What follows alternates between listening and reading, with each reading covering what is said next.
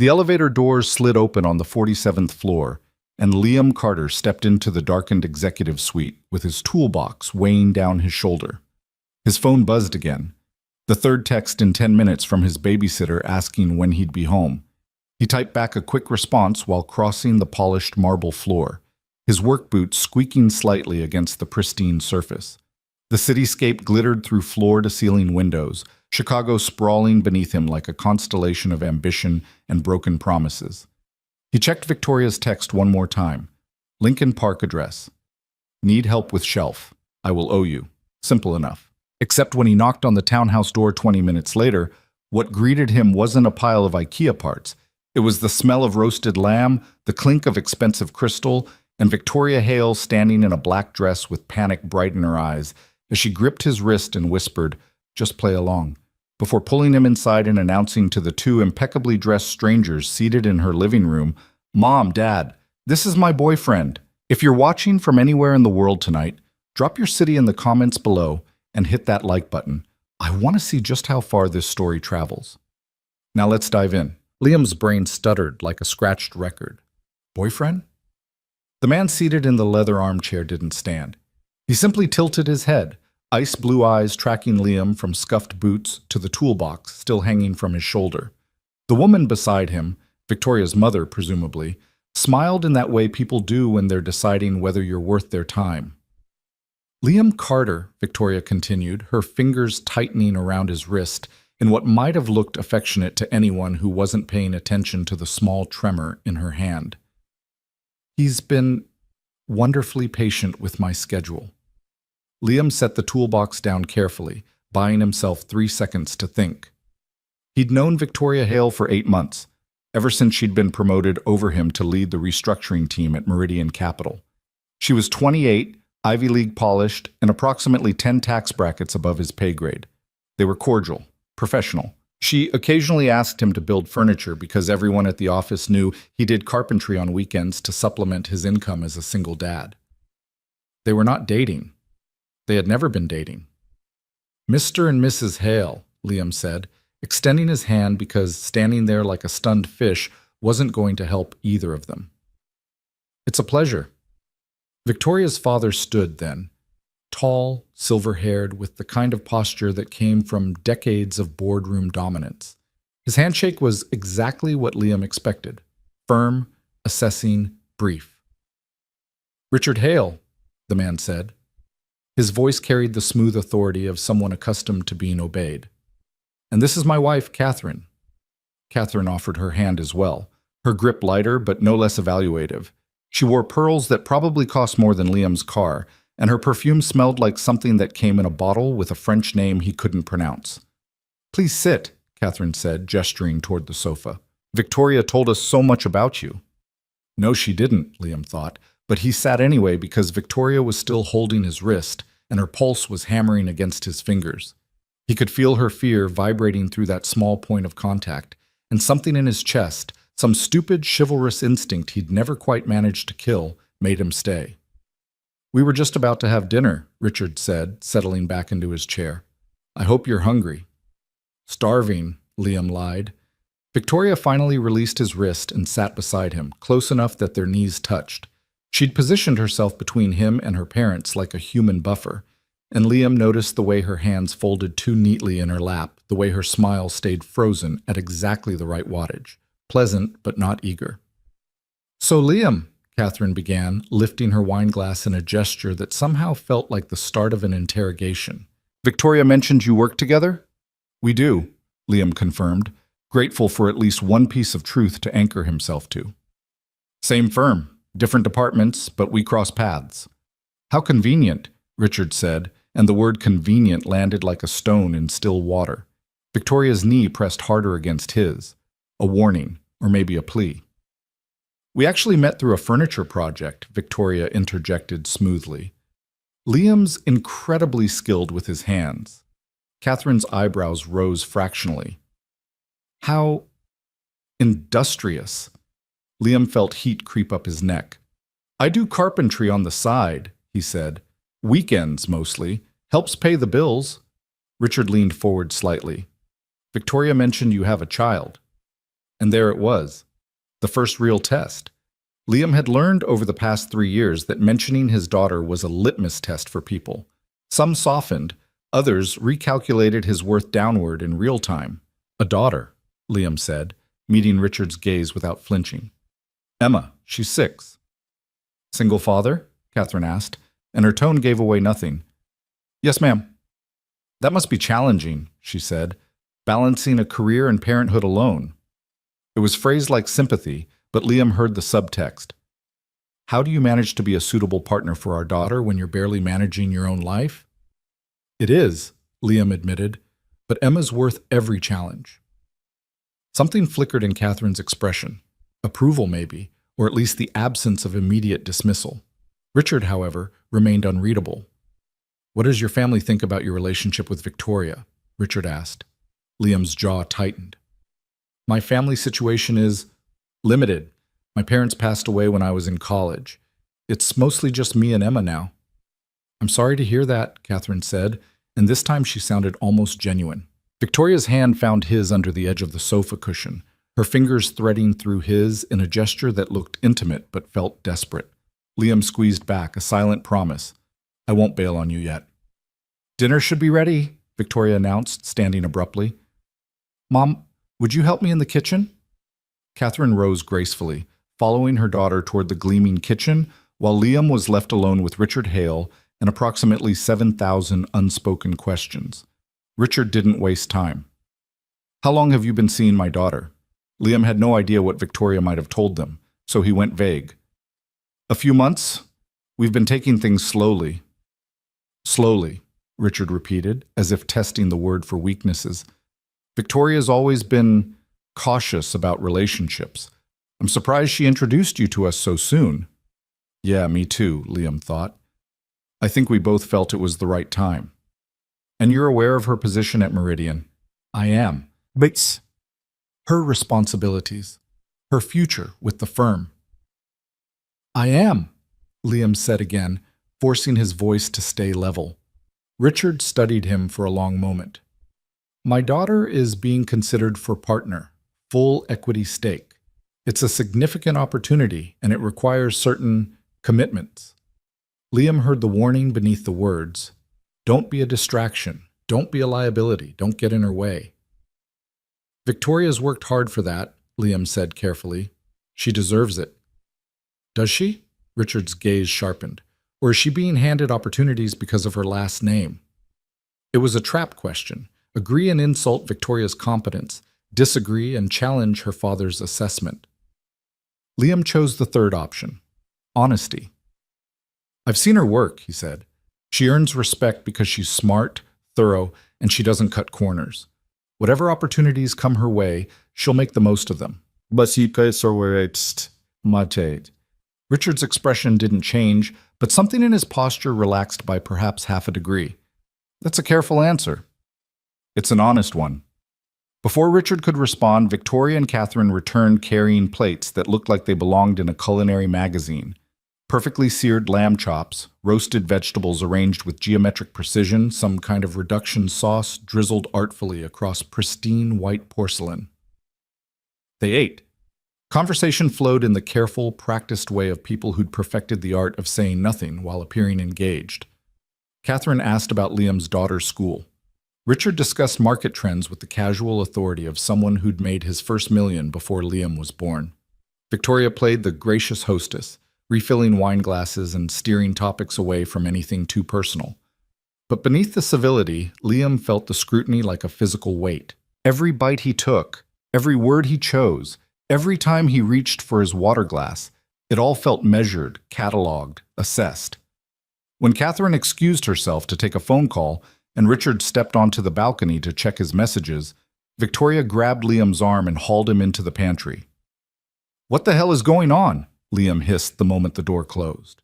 Victoria's composure cracked. She pressed her palms against her eyes, shoulders trembling. I'm sorry. I'm so sorry. I panicked. Panicked about what? What am I doing here, Victoria? She lowered her hands, and for the first time since he'd known her, Liam saw actual fear in her eyes. Adrian Cross. Senior partner. He's been Positioning himself. Positioning himself for what? For me. She said it like a confession. My father and Adrian have been discussing a merger, personal and professional. Adrian gets my voting shares through marriage, my father gets his protege secured in the family business, and I get locked into a contract that signs away half my autonomy before I even make partner. Liam stared at her. Your father's arranging your marriage? Not arranging, strongly encouraging, expecting. Victoria's voice went brittle. The winter gala is in 6 weeks. Adrian's planning to announce our engagement there. If I don't have a credible alternative by then, my father will assume I'm on board, and the whole thing becomes a done deal. So you dragged me here to be what? Your credible alternative. You're the only person I could think of who wouldn't immediately sell the story to someone for leverage. Her eyes searched his face. You have a daughter. You understand what it's like to have something you'd do anything to protect. I'm trying to protect my future. Liam felt anger and sympathy warring in his chest. You could have asked. Would you have said yes? Probably not. Definitely not. But standing here now, seeing the desperation in her expression, he understood why she hadn't risked it. What happens when they figure out we're lying? He asked. They won't, not if we're careful. Victoria stepped closer. 6 weeks, that's all I need. Show up to a few events, let my parents see us together, give me enough credibility to reject Adrian's proposal without losing everything. And then? Then we stage a breakup. Mutual, amicable. You go back to your life, I go back to mine. Liam shook his head. This is insane. I know. Your father already doesn't think I'm good enough for you. He doesn't think anyone's good enough for me, but he respects competence and honesty, and you just gave him both. Victoria's hand found his shoulder. Please, Liam, I'll make it worth your time. Bonus, promotion, whatever you need. Just help me survive the next 6 weeks. He thought about Emma. About the rent check he'd written last week that had cleared his account by exactly $17. About the leak in the bathroom he couldn't afford to fix yet.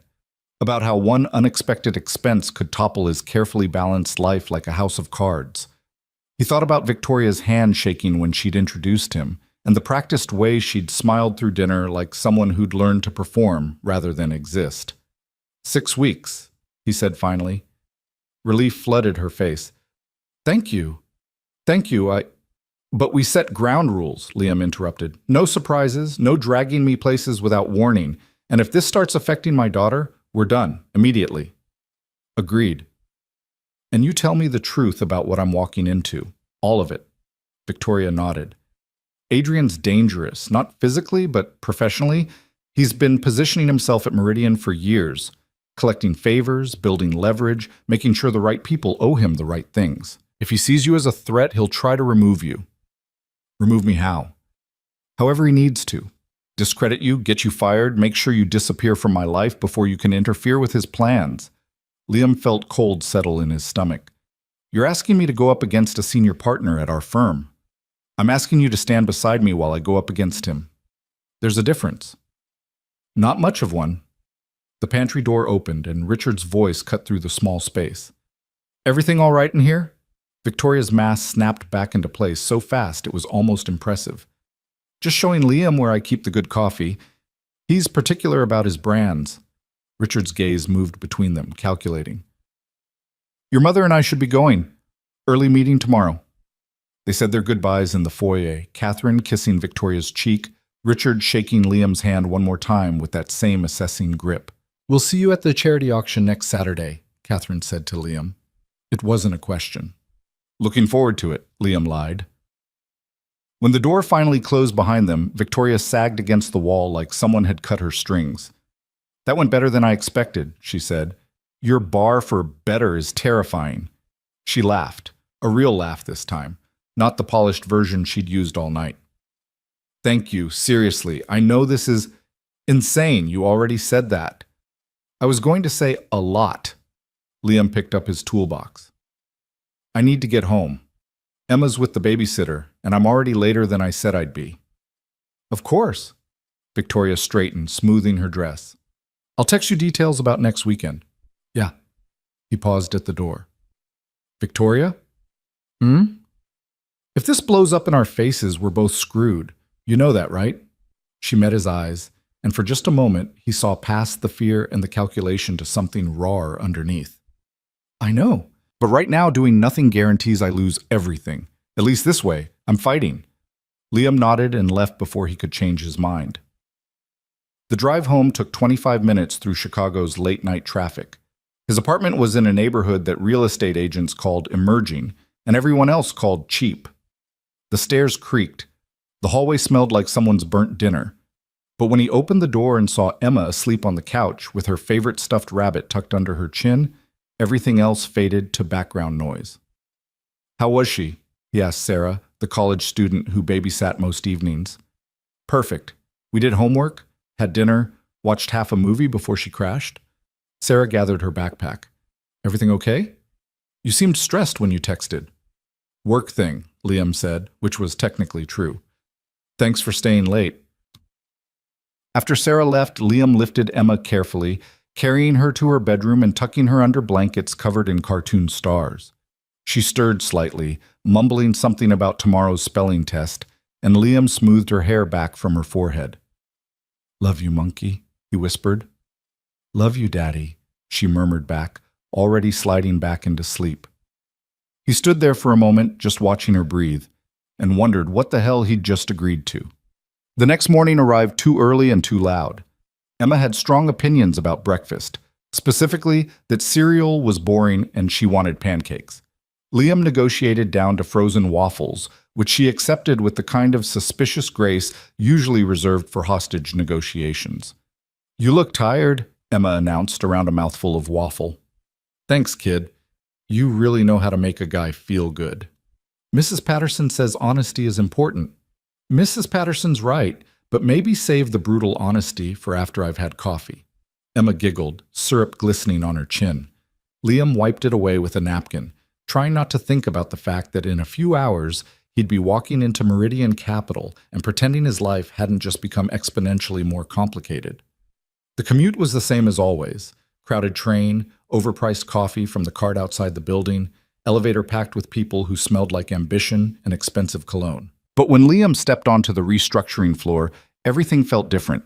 Victoria was already at her desk, perfectly composed in a charcoal suit that probably cost more than Liam's monthly rent. She glanced up when he passed, offering the same professional nod she always did, and he responded in kind. Nothing's changed, her expression said. We're colleagues. That's all. Except everything had changed. Liam settled into his cubicle, firing up his computer and diving into the merger analysis he'd been working on all week. The numbers were clean, the projections solid, but his mind kept drifting to the pantry conversation, to Richard's calculating stare, to the way Victoria's hand had trembled when she'd gripped his wrist. Carter. He looked up to find Marcus Chen leaning against the cubicle wall, coffee in hand and curiosity in his eyes. Marcus worked 2 desks over and had appointed himself office gossip clearinghouse. What's up? Liam asked. You tell me. Word is you were at Victoria's place last night. Liam's blood went cold. Who told you that? Building security mentioned it to someone who mentioned it to someone else. You know how it goes. Marcus grinned. So what's the deal? You two finally hooking up? We're friends, Liam said carefully. She needed help with furniture. Uh-huh. And I'm sure her parents just happened to be there for moral support. Liam kept his expression neutral. Her parents? Come on, man. Victoria's dad is Richard Hale. You don't think people notice when his car's parked outside his daughter's place? Marcus leaned closer, voice dropping. Just be careful. Office romances are messy, and getting involved with the boss's daughter is career suicide if it goes wrong. Noted, Liam said, turning back to his screen. Marcus lingered for another moment, clearly hoping for more details, but when Liam didn't offer any, he drifted away. 6 weeks, Liam reminded himself. You can survive 6 weeks of this. Except the first crack appeared before lunch. Liam was in the break room refilling his coffee when Adrian Cross walked in. Senior partner, early 40s, with the kind of polished appearance that came from personal trainers and tailored suits. Liam had met him exactly twice. Once at the holiday party, once during a presentation where Adrian had eviscerated someone's analysis with surgical precision. Liam Carter, Adrian said, his voice smooth and utterly devoid of warmth. We haven't spoken much. No, sir. I hear congratulations are in order. Victoria's a catch. Liam's hand tightened around his mug. We're taking things slow.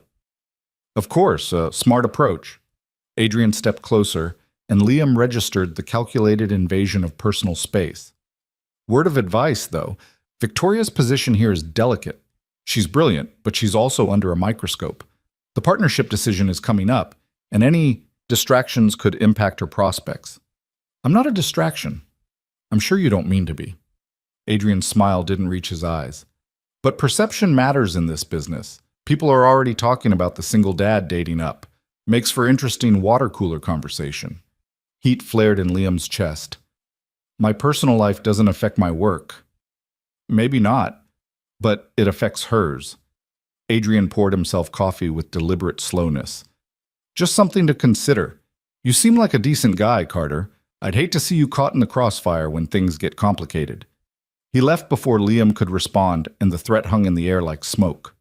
Liam dumped his coffee in the sink, appetite gone. When his phone buzzed an hour later with a text from Victoria. Lunch? My office. Private. He didn't hesitate. Her office was corner suite territory, all glass walls and minimalist furniture. She was standing by the window when he arrived, arms crossed, tension radiating from every line of her body. Adrian knows, she said without preamble. Yeah, he cornered me in the break room. Victoria turned and Liam saw something he hadn't expected. Fury. What did he say? That I'm a distraction, that people are talking, that I should reconsider before things get complicated. Son of a bitch, Victoria's jaw clenched. He's moving faster than I thought. What does that mean? She pulled out her phone, tapping through screens before handing it to him. It was an email chain, internal, marked confidential. Liam skimmed the contents and felt his stomach drop. Partnership review expedited to next month. Candidate assessment includes personal stability and long-term commitment to firm values. He's accelerating the timeline, Victoria said. If the partnership decision happens before the gala, he can frame my relationship with you as evidence of instability, dating a colleague, rushing into things, poor judgment. Can he actually do that? He's senior partner. He can do whatever he wants as long as he sells it correctly. Victoria took her phone back. We need to change strategy. To what? We go public, fully. No more hiding, no more careful distance at the office. We need to look so stable, so committed, that Adrian can't spin it as reckless. Liam felt panic claw at his throat. Victoria, sir. I know this isn't what you signed up for. She met his eyes. But if we don't sell this completely, Adrian will tear us both apart and win anyway. And if we do sell it completely, what then? Then maybe, just maybe, we survive long enough for me to make partner on my own terms, without Adrian's strings attached. Liam thought about Emma again, about stability, about the careful balance he'd built that was already starting to tilt. He thought about Victoria's shaking hand and Adrian's cold smile.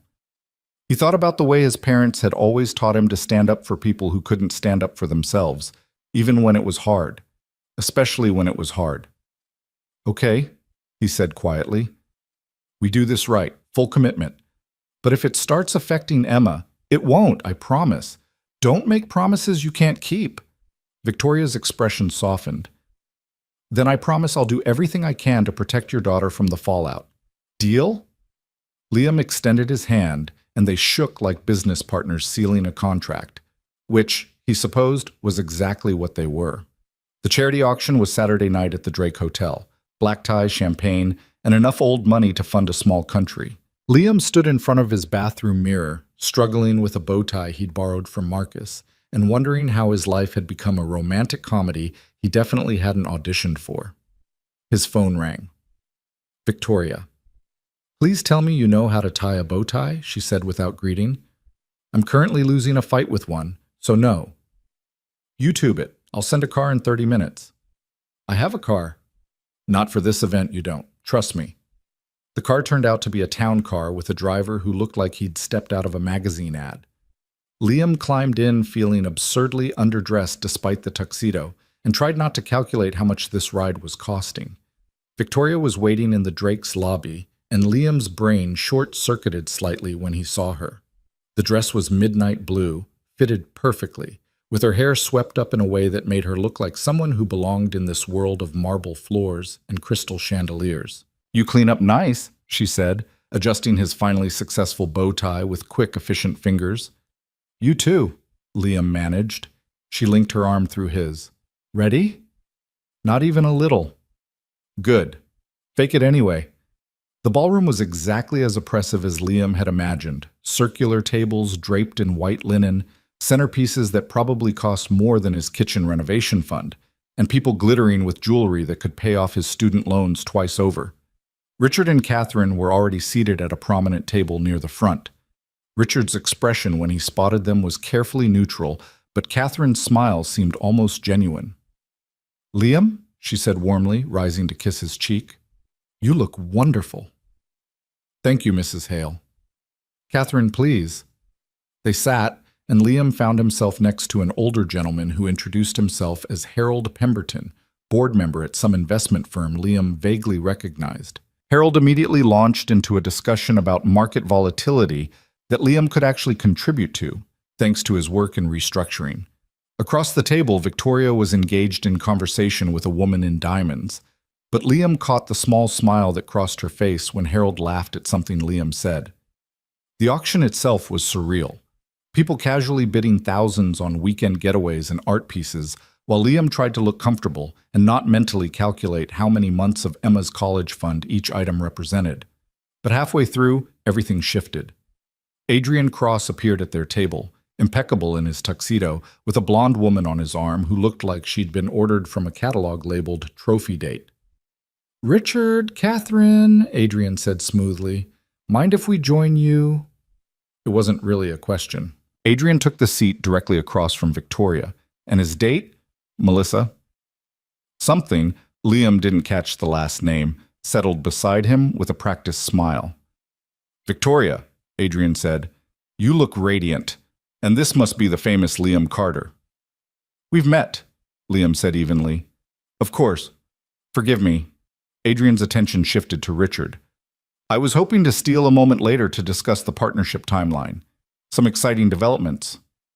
"I'm sure they can wait until Monday," Richard replied, but there was interest in his tone, naturally. Though given Victoria's current situation, I thought it might be worth addressing sooner rather than later.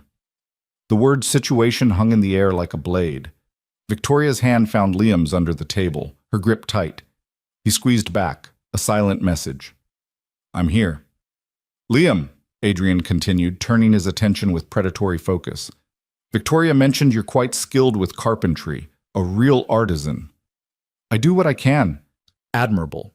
Though I imagine it's challenging to maintain such hobbies while juggling a demanding career in single parenthood." Liam felt Victoria stiffen beside him. He kept his voice calm. "Emma's my priority. Everything else fits around her." "Of course. Family first." Adrian smiled. "Though one wonders how sustainable that model is long-term, especially if your circumstances change. Relationships require time and attention, too." "We manage," Victoria cut in, her voice sharp. "I'm sure you do." Adrian raised his wine glass in a mock toast. "To managing," Catherine cleared her throat delicately. "Adrian, how is the Whitmore merger progressing?" The conversation shifted, but Liam felt Adrian's attention like a weight for the rest of the dinner. When the auction finally ended and people began filtering toward the bar, Victoria excused them both and pulled Liam into a quiet corridor off the main ballroom. "He's escalating," she said, voice low and fierce.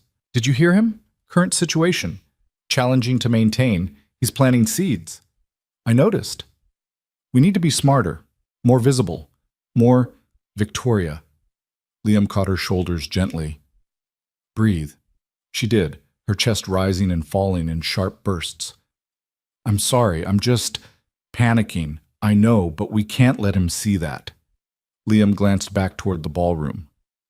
"What would make Adrian most uncomfortable right now?" "I don't—" Victoria paused. "What are you thinking?" "I'm thinking we stop reacting and start controlling the narrative." Liam straightened his bow tie. "Come on." He led her back into the ballroom, past the bar where Adrian was holding court with several board members, and directly to the small orchestra that had been providing background music all evening. "Can you take requests?" Liam asked the conductor. The man raised an eyebrow but nodded. Liam whispered something, passed him a $20 bill he probably shouldn't have spent, and then turned to Victoria. "What are you doing?" she whispered. Something Adrian won't expect.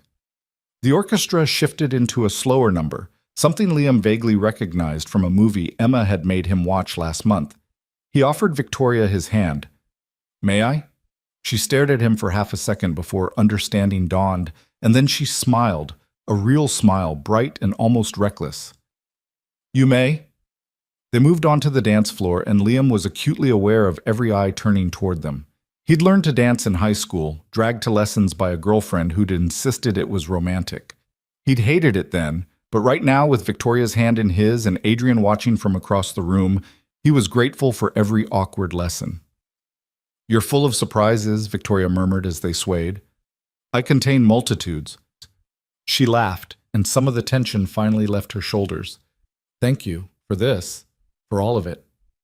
Thank me when we survive the next 6 weeks. 4 weeks now." "Right. That makes it so much better." They danced through the whole song, and when it ended, scattered applause rippled through the room. Catherine was beaming. Richard looked contemplative, and Adrian's expression had gone carefully blank. Liam leaned close to Victoria's ear. "How'd I do?" "Perfectly," she whispered back. "Absolutely perfectly." But as they left the dance floor and returned to their table, Liam caught Adrian's gaze across the room, and the message there was crystal clear. This isn't over. The Monday after the auction arrived with the subtlety of a freight train. Liam was at his desk by 7:30, coffee going cold beside his keyboard, as he worked through projections for a healthcare merger that had been his main assignment for the past month. The numbers weren't cooperating. Revenue streams looked shakier than the client had initially disclosed, and Liam was 3 layers deep into subsidiary financial statements when Marcus appeared at his cubicle wall. "You're trending," Marcus announced, shoving his phone in Liam's face. The screen showed a photo from Saturday night, Liam and Victoria on the dance floor, her dress catching the light, his hand at her waist, both of them smiling like people who actually belonged together. The caption read, "Meridian Capital's rising star Victoria Hale and Mystery Man heat up charity gala." "Mystery Man," Liam repeated flatly. "That's what they're going with? Better than single dad punching above his weight, which is what Karen from accounting called you." Marcus pocketed his phone. "Seriously, though, you two looked good. Almost convinced me you're the real deal." "Thanks, I think." "Word of advice? Adrian's been in meetings all morning with Partnership Review Committee members. Whatever you and Victoria are doing, it's got his attention." Liam's stomach tightened. "What kind of attention?"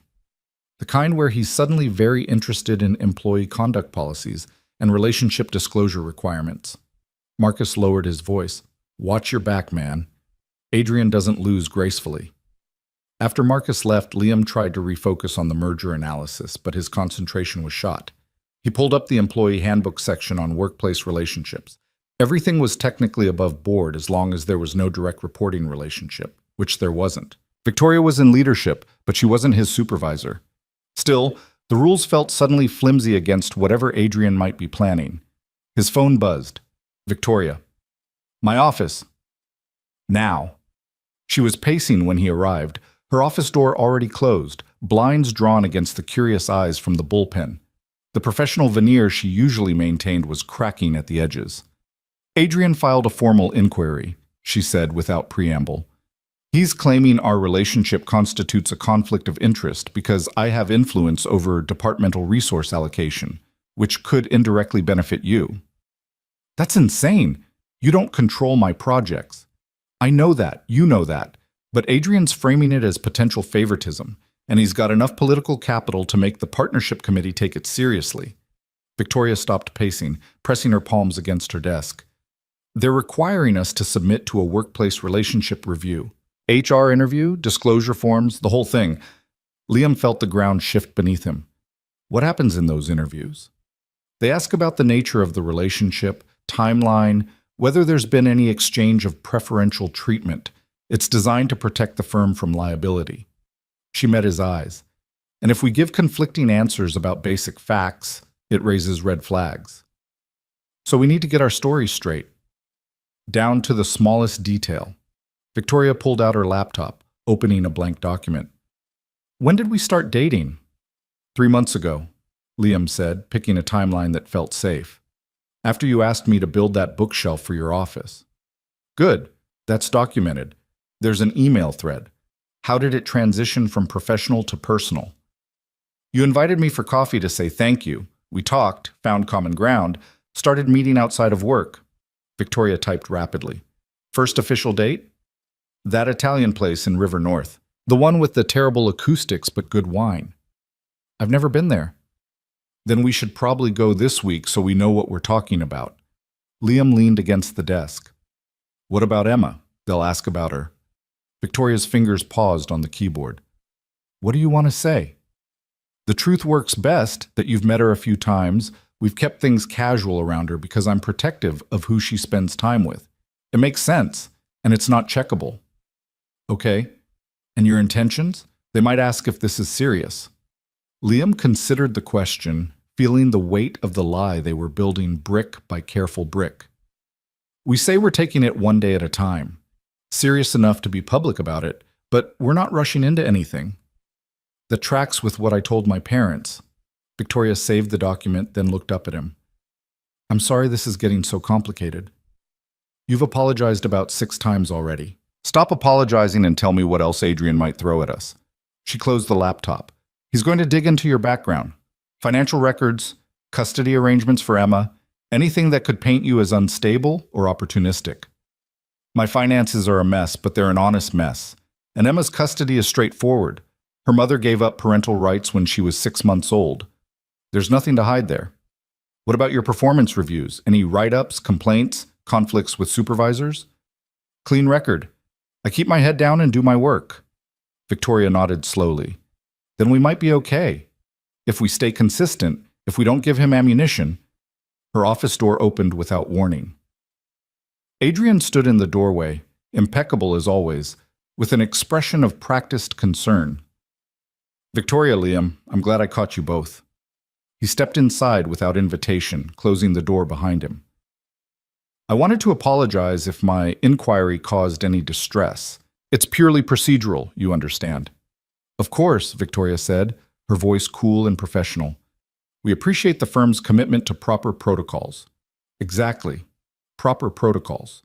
Adrian's gaze shifted to Liam. I also wanted to extend an olive branch. This doesn't have to be adversarial. If you're both forthcoming with HR, I'm sure we can resolve this quickly and move forward. We intend to be completely transparent, Liam said. Wonderful. Though I should mention, and please don't take this as a threat, just friendly advice, the review process can be quite invasive. They'll want to verify timelines, cross-reference statements, possibly even interview character witnesses. Adrian smiled without warmth. I'd hate for any inconsistencies to emerge that might complicate Victoria's partnership consideration. Victoria's jaw tightened.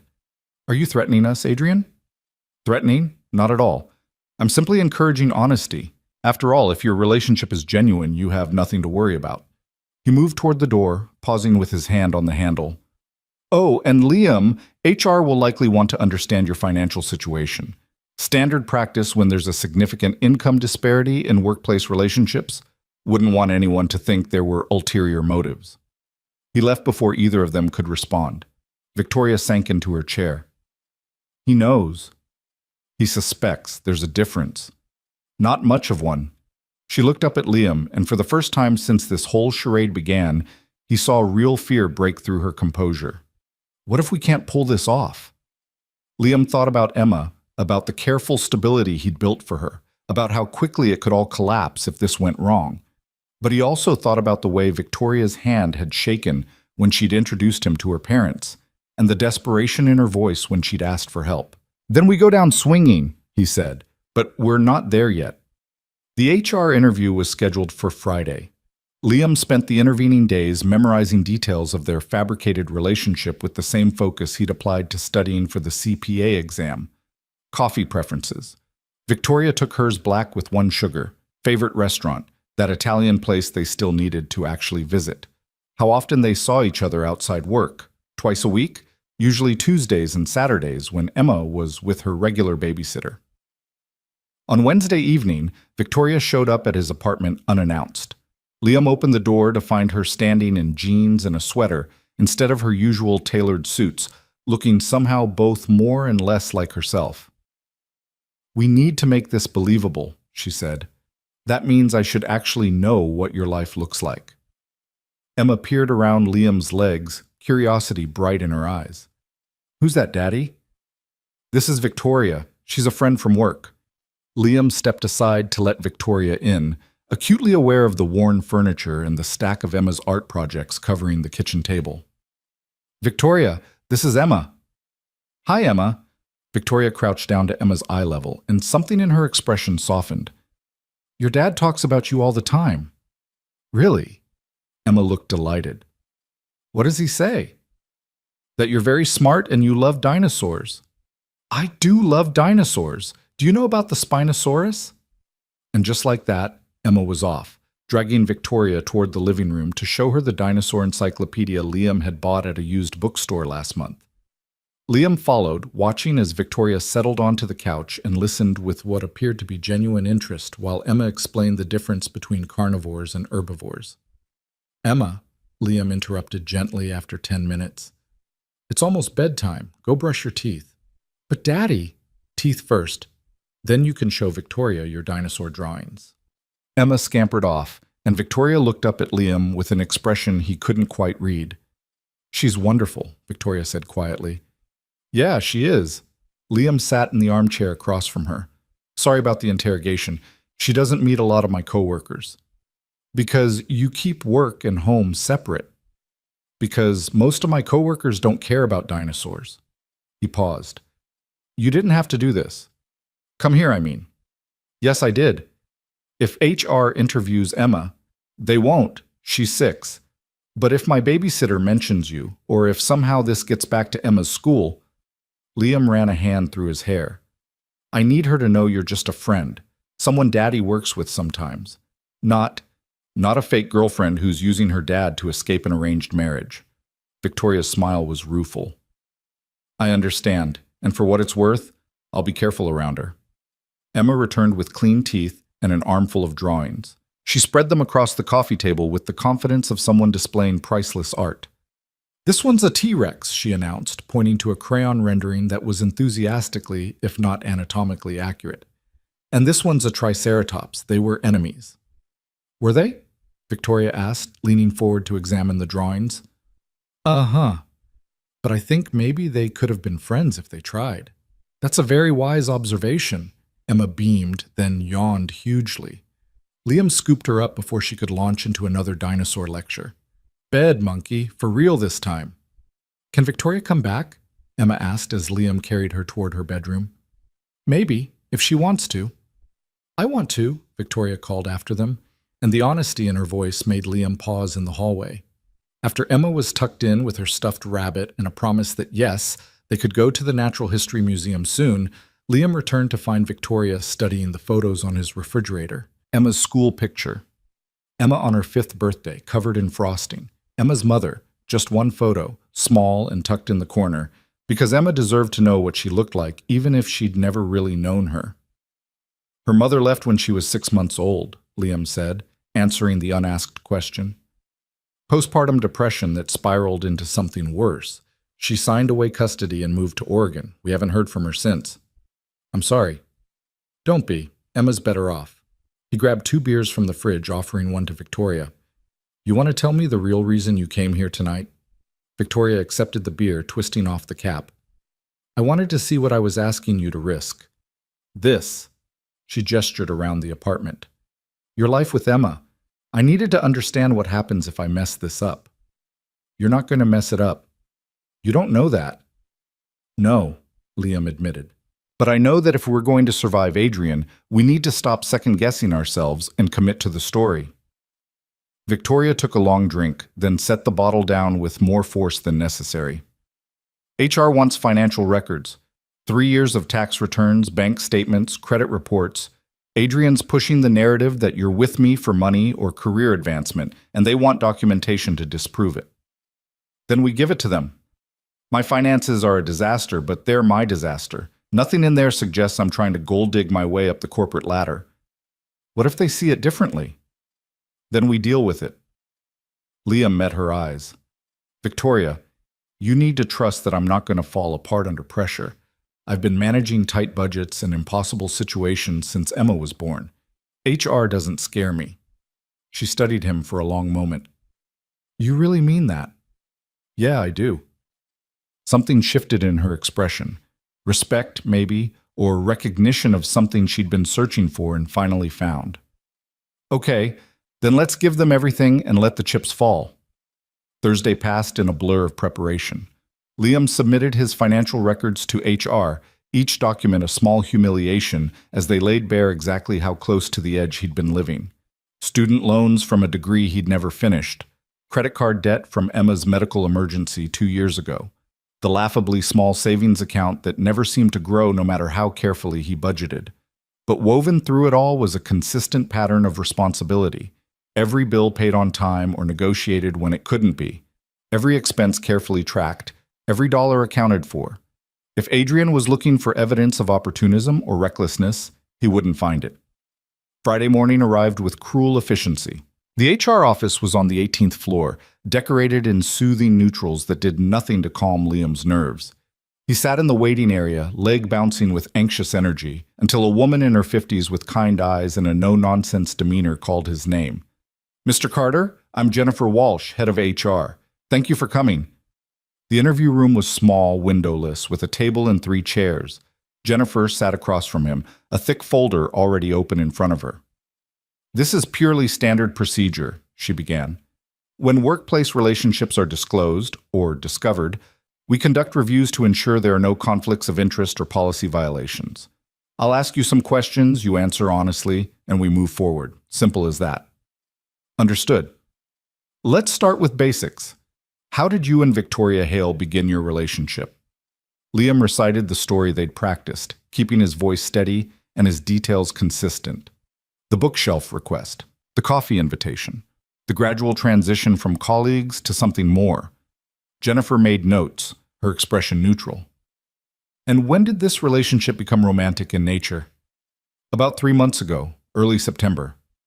Can you describe the nature of your current relationship? We're dating, seeing each other regularly, getting to know each other. Has Ms. Hale ever given you preferential treatment in your work assignments or evaluations? No, we barely interact professionally. Our departments overlap occasionally, but she doesn't supervise my work or influence my projects. Have you ever discussed confidential company information with Ms. Hale outside of appropriate professional contexts? No. Have you received any financial assistance or gifts of significant value from Ms. Hale? The question landed like a punch. Liam kept his expression carefully neutral. No. We split expenses when we go out, or we alternate who pays. She's never given me money. While Jennifer consulted her folder. Your financial records show significant debt and limited savings. Has your relationship with Ms. Hale improved your financial situation in any way? My financial situation is what it is. Victoria hasn't changed that. Liam leaned forward slightly. Look, I know what this looks like. Guy struggling to make ends meet starts dating his boss's daughter, but I'm with Victoria because I like her, not because I'm trying to climb some corporate ladder or get access to her money. And you understand that Ms. Hale's position here makes this relationship particularly sensitive? I do. Which is why we've been careful to maintain professional boundaries at work, and why we disclosed the relationship as soon as it became serious. Jennifer made another note. Tell me about your daughter, Emma, correct? Liam's protective instincts flared. What about her? How has your relationship with Ms. Hale affected your parenting responsibilities? It hasn't. Emma's my priority. Victoria understands that, and she respects it. Has Ms. Hale met your daughter? A few times. Briefly. I don't introduce Emma to people I'm dating unless I'm sure it's going somewhere serious. And is it? Going somewhere serious? Liam thought about Victoria's hand shaking when she'd introduced him to her parents, about the fear in her eyes when she'd talked about Adrian, about the way she'd crouched down to Emma's level and listened to a 6-year-old explain dinosaurs like it was the most important conversation in the world. "I think it could be," he said, and was surprised to realize he wasn't entirely lying. Jennifer's questions continued for another 20 minutes, probing, thorough, designed to catch inconsistencies or reveal ulterior motives. But Liam had spent 3 years navigating social services interviews and custody evaluations, answering invasive questions about his fitness as a parent while maintaining his composure. This was different in content, but not in kind. When Jennifer finally closed her folder, Liam allowed himself a small breath of relief. "Thank you for your cooperation, Mr. Carter. I'll be interviewing Ms. Hale separately, and then I'll compile my findings for the Partnership Review Committee. You should have a decision within 2 weeks. And in the meantime? In the meantime, you and Ms. Hale continue to maintain professional boundaries at work. No preferential treatment, no appearance of impropriety. Understood?" "Understood." Liam left the HR office feeling like he'd just survived a deposition. His phone buzzed the moment he stepped into the hallway. "Victoria." "How did it go?" "Survived. Your turn." "Heading in now. Meet me after?" "Italian place." 1 hour. Time to make that alibi real. The restaurant was exactly as Liam had described it. Cramped tables, walls that seemed designed to amplify every conversation, and a wine list that leaned heavily toward overpriced reds. He arrived first, claiming a corner table, and was halfway through a glass of water when Victoria appeared. She looked exhausted, the careful composure she usually wore like armor visibly fraying at the edges. She slid into the seat across from him without a word, and Liam pushed his water glass toward her. "That bad?" She drank half the water before answering. "Jennifer asked if we were sexually intimate." Liam choked on air. "What?" "She said it was relevant to determining the seriousness of the relationship. I told her that was none of the firm's business, and she said refusing to answer could be interpreted as evasive." Victoria's fingers tightened around the glass. "So I told her yes, that we were, because saying no would have made it sound like we weren't really committed. Did I say yes to the same question?" "She didn't ask you." "No, she asked about financial assistance and whether you'd influenced my career." Victoria closed her eyes. "We should have prepared for that. Hey." Liam reached across the table, covering her hand with his. It was the first time he'd initiated contact, and her eyes snapped open in surprise. "We got through it. Whatever inconsistencies there are, we explained them away as HR asking different questions. It's fine." "Is it?" Her voice cracked slightly. "Because I feel like we're building a house of cards in a windstorm, and Adrian's waiting with a fan." The waiter appeared before Liam could respond, cheerfully oblivious to the tension as he rattled off specials.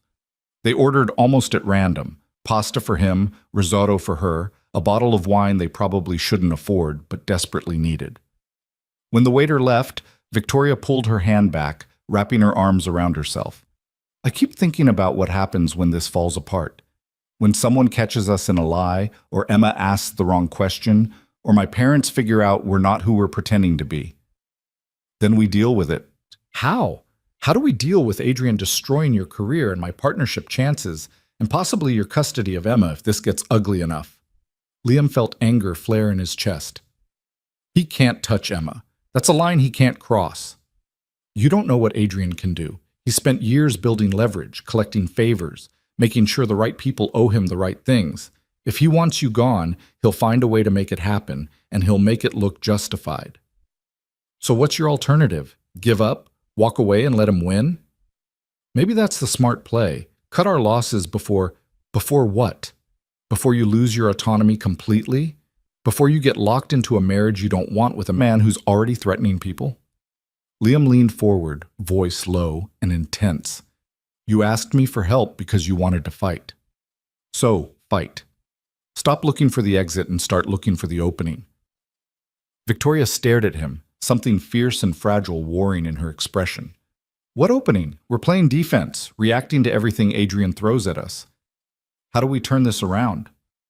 We stop playing his game and start playing ours." "What does that even mean?"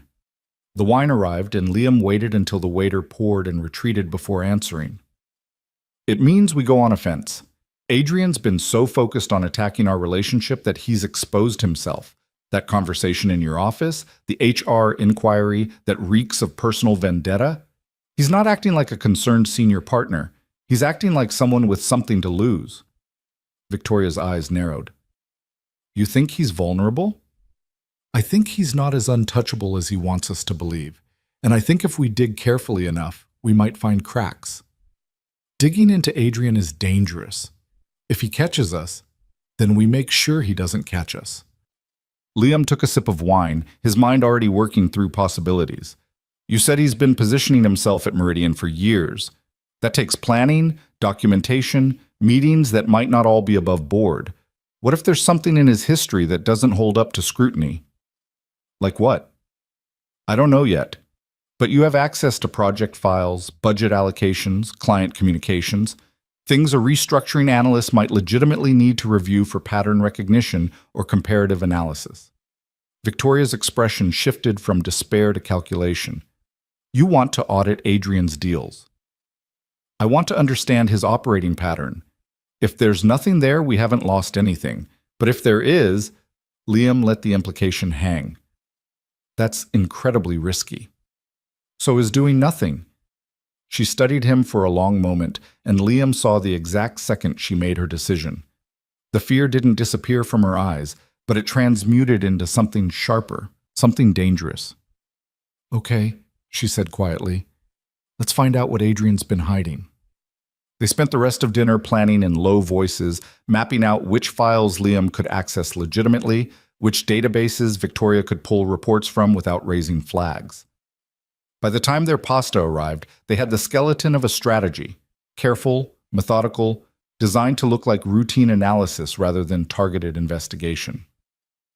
We'll need to be smart about this, Victoria said, twirling risotto onto her fork. Document everything. Make sure there's a legitimate work justification for every file we access. Agreed. And we keep this between us, Sakyad. No paper trail, no emails that could surface later. What about your work on the healthcare merger? Can you use that as cover? Liam nodded slowly. The client's been cagey about their subsidiary relationships. I could justify pulling comparable deal structures to verify their claims. If some of those comparables happen to be Adrian's deals, he shrugged. Due diligence. That works. I can feed you project codes through normal channels, make it look like standard resource sharing. They continued refining the plan through the main course and into dessert. Tiramisu they split because neither could finish a full portion alone. The restaurant gradually emptied around them, conversations fading into comfortable silence until they were among the last patrons still lingering. We should probably go, Victoria said finally, glancing at her watch. It's past 10. Liam signaled for the check, and when it arrived, Victoria reached for it automatically. He caught her wrist gently. We split it, remember? That's what we told HR. She smiled, tired but genuine. Right, consistency. Outside, the Chicago night was cool and sharp, the city lights reflecting off glass and steel. They stood on the sidewalk for a moment, neither quite ready to separate. Thank you, Victoria said. For dinner. For not giving up on this insane plan. For... She gestured vaguely. All of it. Thank me when we win. When we win, she echoed, and for the first time since this whole charade began, she sounded like she actually believed it might be possible. Liam's phone buzzed. Sarah, his babysitter. Emma's asking for you. All good, but she wants to say goodnight. I need to get home, he said. Of course. Tell Emma I said hi. He hailed a cab, and just before climbing in, turned back. Victoria? That question Jennifer asked you, about whether we were intimate. She tensed. Yeah? Next time someone asks something like that, we check in with each other first before answering. No more assumptions. Deal. She paused. For the record, what would you have said? Liam considered the question, thinking about the careful line they were walking between fiction and reality. I would have said that was none of their business either, but if pressed, I would have said yes, because no one commits this hard to a relationship that's purely platonic. Smart answer. I have my moments. He climbed into the cab, rolling down the window. See you Monday. See you Monday. The cab pulled away and Liam watched through the rear window as Victoria stood on the sidewalk, illuminated by streetlights and storefront glow, looking smaller and more alone than he'd ever seen her. When he got home, Emma was already asleep despite Sarah's text, curled up in her bed with her dinosaur encyclopedia open beside her. Liam moved the book carefully, marked her place with a scrap of paper, and tucked the blankets around her small form. "What are you getting us into?" he whispered to the sleeping child, though the question was really directed at himself. Emma stirred slightly, mumbling something about velociraptors, and Liam smoothed her hair back from her forehead. He thought about Victoria's question in the restaurant. What happens when this falls apart? The answer was simple and terrifying. He'd lose the fragile stability he'd built, the carefully balanced life that kept Emma safe and provided for. Adrian would make sure Liam's career at Meridian ended, and the stain of a workplace scandal would follow him wherever he went next. But the alternative, walking away and letting Victoria face Adrian alone, felt like a different kind of failure, the kind that would make him someone he didn't want Emma to grow up knowing. So he'd take the risk. He'd dig into Adrian's history and hope they found something useful before Adrian found them. And maybe, somewhere in the careful space between the lies they were telling and the truth they were building, they'd find a way to survive this. His phone buzzed one more time. "Victoria, thank you for tonight, for believing we could fight." Liam typed back, "Thank you for giving me a reason to." He hit send before he could overthink it, then set his phone aside and settled into the uncomfortable armchair beside Emma's bed. Tomorrow they'd start investigating Adrian's deals, carefully pulling threads to see what unraveled. Tomorrow the risk would escalate, the stakes would rise, and the careful fiction they'd constructed would face its first real test.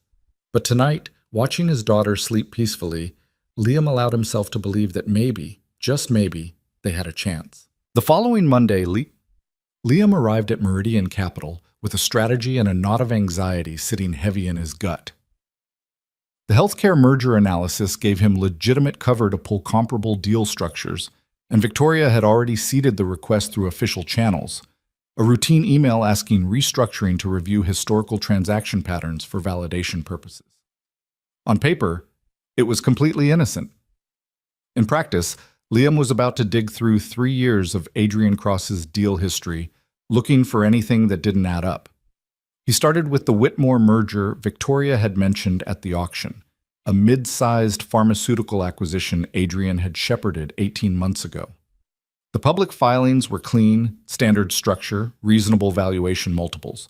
But when Liam pulled the internal memos and board presentations, small inconsistencies began to emerge. The initial valuation had been $17 million. The final purchase price was $22 million. The $5 million increase was attributed to additional due diligence findings and market condition adjustments. But the timeline didn't support it. The price jump happened in a 2-week window with no corresponding change in Whitmore's fundamentals. Liam made notes, careful to document everything in the context of his healthcare analysis. Valuation inflation could mean a dozen things, most of them legitimate, but it was a thread, and threads could unravel if pulled carefully enough. His phone buzzed. Marcus leaning over the cubicle wall with his usual ill-timed curiosity. "What are you working on that's got you looking like you're defusing a bomb?" Liam minimized the screen reflexively.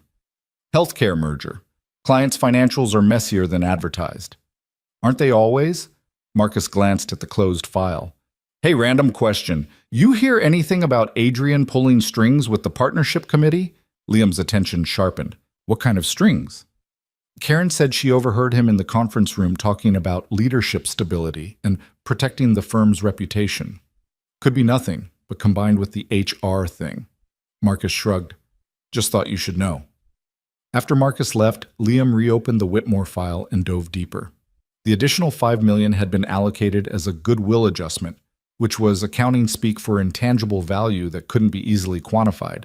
But the board memo justifying it referenced meetings that Liam couldn't find documentation for, strategy sessions that supposedly happened at hotels in New York and Boston, billed to Meridian's expense accounts but with no attendee records or agenda notes. He pulled the expense reports. There were charges, high-end hotels, expensive dinners, car services, but the dates were odd. One strategy session at the Mandarin Oriental in New York happened on a Saturday, billed for 2 nights, with dinner charges that suggested multiple people. Yet the only name on the expense report was Adrian's. Liam created a spreadsheet meticulously cross-referencing dates and charges with the official deal timeline. The pattern was subtle but consistent. Unexplained meetings at luxury hotels, dinner charges for groups when Adrian was supposedly working alone, travel that didn't align with client locations or board schedules. His office phone rang. Victoria, using the internal line instead of texting. "Can you come to my office?" Her voice was carefully neutral. "I need your input on resource allocation for next quarter." It was code. They'd established a handful of innocuous phrases for when they needed to talk without arousing suspicion.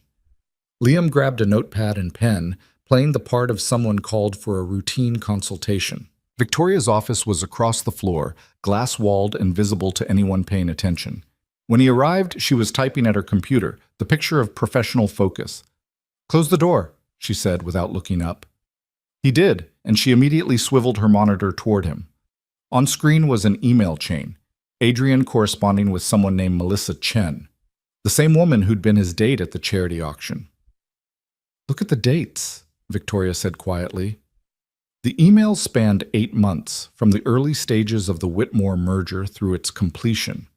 Most were innocuous, dinner confirmations, meeting logistics, but buried in the thread was a message that made Liam's pulse spike.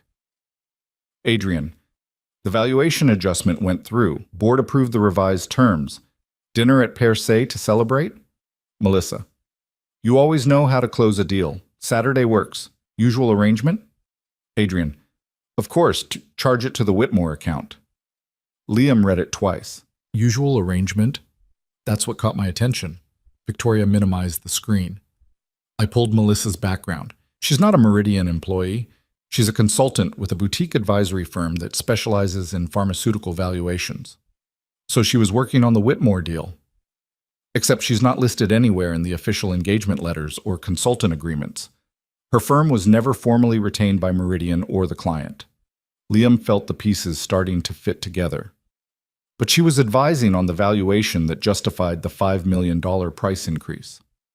And having expensive dinners with Adrian that were billed to the deal expenses. Victoria's jaw was tight. That's a conflict of interest at minimum. If she influenced the valuation in exchange for personal benefits from Adrian, it's fraud. The word hung in the air between them, heavy with implication. "We need more than one email," Victoria said. "This could be explained away as sloppy expense management. We need a pattern. I found hotel meetings that don't make sense. Strategy sessions on weekends with no documentation, billed to deal accounts but with no clear business justification." Victoria pulled up another file. "I've been going through Adrian's other major deals from the past 2 years. The Patterson acquisition, the Novak merger, the Biosphere transaction. They all have the same signature, valuation adjustments late in the process, consultant fees that don't tie to formal engagements, expense reports that suggest personal entertainment billed as business development. How much are we talking about? Across 4 deals, close to $18 million in inflated valuations, and at least $200,000 in questionable expenses." Liam whistled low. "That's enough to trigger a regulatory investigation if it's proven. It's also enough to destroy us if we're wrong, or if Adrian finds out we're digging." Victoria closed the files, her hands trembling slightly. "We need to be absolutely certain before we take this anywhere. Then we keep pulling threads, carefully." Over the next week, they developed a rhythm. Liam would identify discrepancies in deal structures during his legitimate analysis work, flagging items that needed clarification from Victoria's department. She would pull related files, searching for patterns while maintaining plausible deniability. They never discussed findings over email or office phones, only in person during carefully staged project consultations in her office. The evidence accumulated slowly. A consultant who appeared across multiple deals but never in formal engagement letters. Hotel charges in cities where no clients or board members were located. Valuation reports that cited proprietary analysis without attribution or methodology. Expense reports that showed patterns of entertainment spending far exceeding normal business development activity. Individually, each item could be explained. Collectively, they painted a picture of someone systematically exploiting deal processes for personal benefit while inflating transaction values to mask the theft. But proof wasn't the only thing accumulating. So was Adrian's attention. Liam noticed it first in small ways. Adrian appearing in the break room when Liam was there, asking casual questions about current projects. Running into him in the lobby, where Adrian would make pointed comments about work-life balance and the importance of not overextending oneself. The interactions were brief, superficially friendly, and absolutely calculated to remind Liam that he was being watched. Then the pressure escalated. On Thursday afternoon, Liam's supervisor called him into a conference room. Dale Murphy was a decent manager, fair but unimaginative, the kind of person who followed procedures and avoided conflict. "Liam, I need to talk to you about your billable hours," Dale said, pulling up a spreadsheet. "You've been spending a lot of time on ancillary research that's not directly tied to client deliverables." Liam's stomach dropped. "The comparative analysis for the healthcare merger? That's standard due diligence. I understand, but the client's not paying for deep dives into historical transaction patterns. They're paying for analysis of their specific deal structure." Dale's expression was uncomfortable. "I've been asked to remind you that we need to stay focused on billable work. The firm's trying to optimize resource allocation." "Asked by who?" Dale hesitated. "That's not relevant. Just keep your hours tied to specific client needs, okay?" After the meeting, Liam sat in his cubicle staring at his computer screen, anger and frustration warring in his chest. Adrian was tightening the screws using standard management procedures to limit Liam's ability to investigate without leaving fingerprints. His phone buzzed. "Victoria. Need to see you. Not at office. Millennium Park. An hour." Liam grabbed his jacket and left without explanation, earning a curious look from Marcus that he ignored. The train ride to Millennium Park felt interminable, his mind racing through possibilities, each worse than the last. He found Victoria on a bench near Cloud Gate, the sculpture's reflective surface distorting the city skyline into abstract curves. She was in her professional armor, tailored coat, perfect posture, but her eyes gave away her fear. "They're moving up the partnership decision," she said as soon as Liam sat down. 2 weeks instead of 4. The committee's meeting next Friday to make final determinations." "Why the rush?" Adrian convinced them that the current uncertainty around relationship disclosures is creating instability. He framed it as being good for the firm, resolve questions quickly, move forward decisively. Victoria's laugh was bitter. What he actually did was cut our investigation timeline in half. Liam watched tourists take selfies with the bean, oblivious to the quiet crisis unfolding on the bench beside them. "How much do we have?" "Enough to raise questions. Not enough to prove wrongdoing." "Then we need to move faster. Or we need to be smarter." Victoria turned to face him. "I've been thinking about this wrong. We've been trying to build an airtight case before approaching anyone, but that's not how corporate investigations work. We don't need proof. We need enough smoke to trigger an official inquiry." "Who do we take it to?" "Compliance. They're independent from the partnership structure, and they're required to investigate credible allegations of misconduct." Liam considered it. "If we go to compliance with incomplete information and it doesn't stick, Adrian will bury us." "I know, but if we wait until we have everything, the partnership decision happens first, and Adrian's position becomes untouchable." Victoria's hands twisted together in her lap. "We're out of time, Liam. We have to make a choice. Risk everything on a partial case, or let him win." Before Liam could respond, his phone rang. Unknown number. He almost didn't answer, but something made him pick up. "Mr. Carter, this is Principal Henderson from Lincoln Elementary. There's been an incident involving Emma, and we need you to come to the school immediately." Liam's world narrowed to a single point. "What kind of incident? Is she hurt?" "She's physically fine, but there was a situation with another student and some concerning statements were made. We need to discuss this in person." He was on his feet before the principal finished speaking. "I'll be there in 20 minutes. Victoria stood with him. "What happened?" "I don't know. Something at Emma's school." He was already moving toward the train station, Victoria keeping pace beside him. "I'm coming with you." "You don't have to—" "Yes, I do." Her voice left no room for argument. They made it to Lincoln Elementary in 18 minutes, Victoria's town car significantly faster than the train. The school was a small brick building in a neighborhood that was trying hard to stay middle class, with playground equipment that had seen better decades and chain link fencing that needed repair. Principal Henderson was waiting in her office, a tired-looking woman in her 50s with the patience of someone who'd spent 30 years managing children and their parents. "Mr. Carter, thank you for coming so quickly." "And you are?" She looked at Victoria with polite inquiry. "Victoria Hale. I'm a friend of the family." Henderson nodded, gesturing for them to sit. "Emma's in the nurse's office with a juice box and some books. Like I said, she's not physically hurt. But this afternoon during recess, she got into an altercation with another student." "Emma doesn't get into fights," Liam said immediately. "It wasn't exactly a fight. The other child, Tyler Morrison, apparently made some comments about Emma's family situation, specifically about her not having a mother. Emma responded by pushing him down and saying some things that concerned the playground monitor." Liam felt his jaw tighten. "What did she say?" Henderson consulted her notes. "According to the monitor, Emma told Tyler that people who judge families they don't understand are worse than bullies, and that just because someone's different doesn't make them less valuable." She looked up. "Which, for the record, are very mature sentiments for a 6-year-old, but the pushing is obviously a problem we need to address." "I'll talk to her about the pushing," Liam said, "but Tyler shouldn't be making comments about her family." "Agreed, and we'll be addressing that with Tyler's parents as well. But there's another aspect to this." Henderson folded her hands on her desk. "Emma also mentioned that her dad has a girlfriend now, and that the girlfriend told her families come in all different shapes. The playground monitor noted this because it was the first any of us had heard about a change in your relationship status." Liam's blood went cold. He felt Victoria tense beside him. "I'm sorry," Henderson continued, "but given your custody arrangement and the documentation we have on file about Emma's family structure, we need to update our records when there are significant changes in household composition. It's standard procedure, especially for single-parent situations." "There's no change in household composition," Liam said carefully.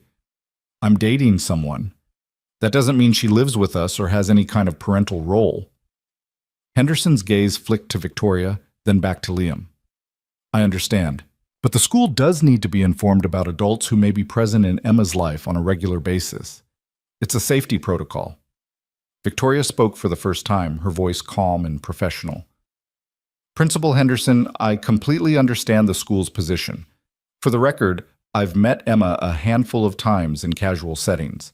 I'm not involved in her day-to-day care or school activities, and I certainly haven't positioned myself as a parental figure.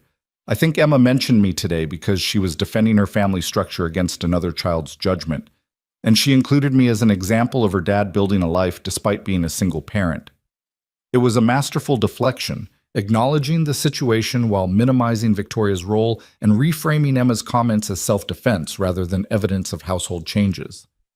Henderson's expression softened slightly.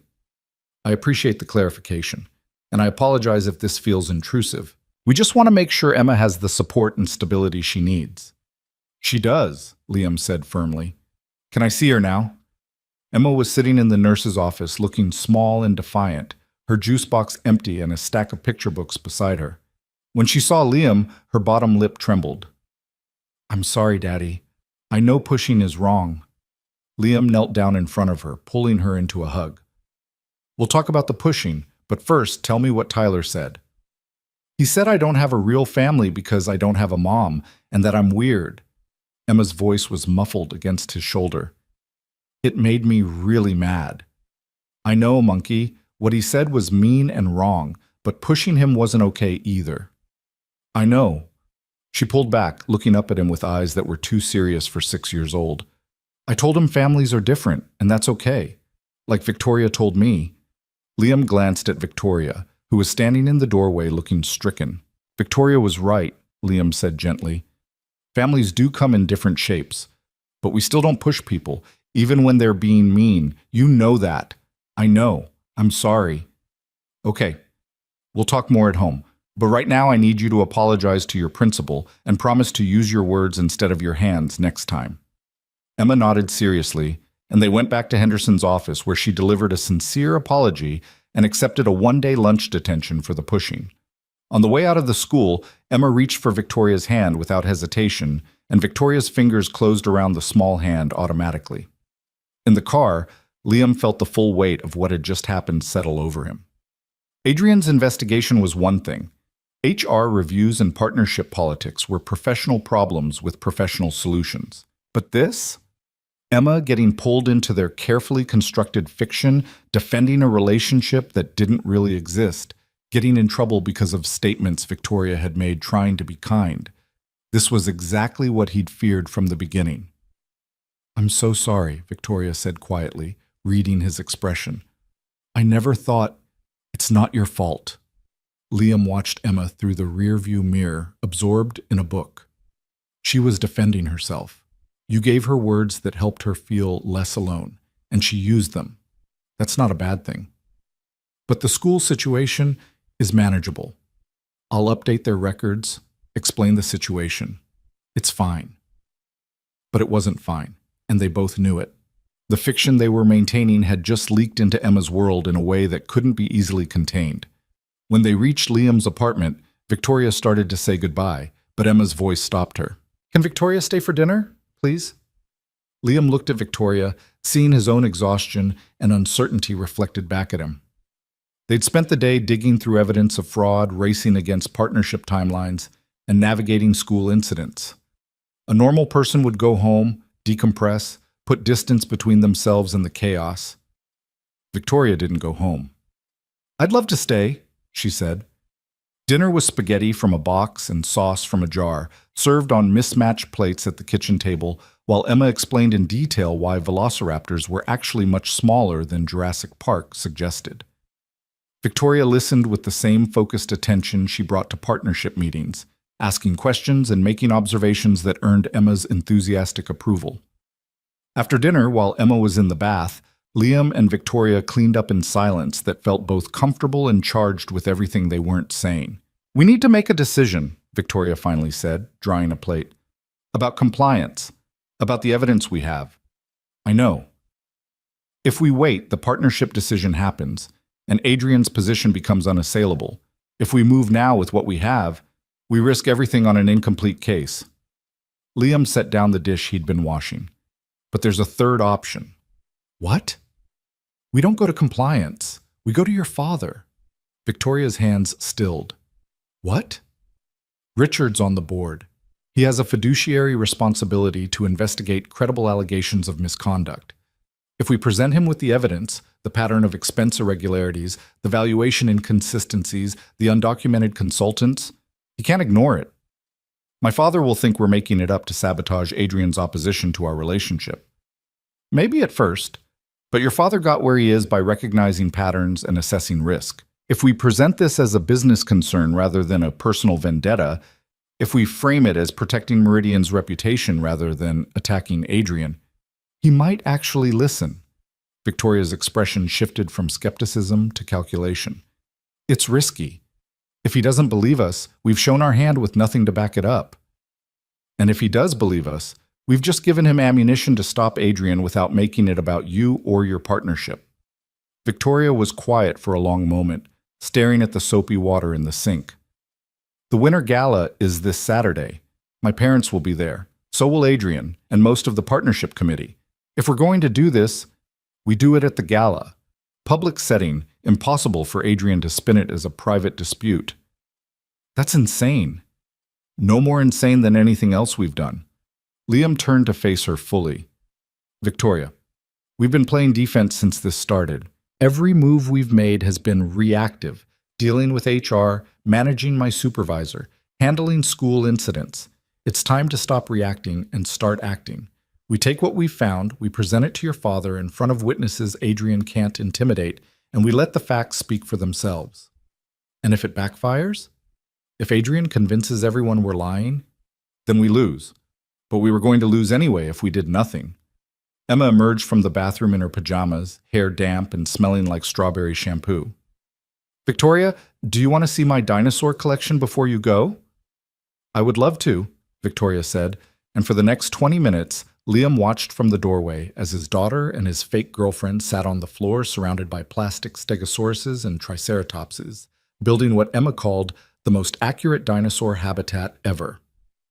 When Victoria finally left, promising to see Emma again soon, Liam walked her to the door. "Saturday," she said quietly. "We do this Saturday." "We do this Saturday," he confirmed. She hesitated on the threshold, looking back toward Emma's room. "She's really special. Your daughter." "Yeah, she is." "I won't let this hurt her. Whatever happens with Adrian, with the partnership, with any of it, I won't let it touch Emma." "I know." Victoria met his eyes, and something passed between them that had nothing to do with fake relationships or corporate fraud, something real and terrifying in its honesty.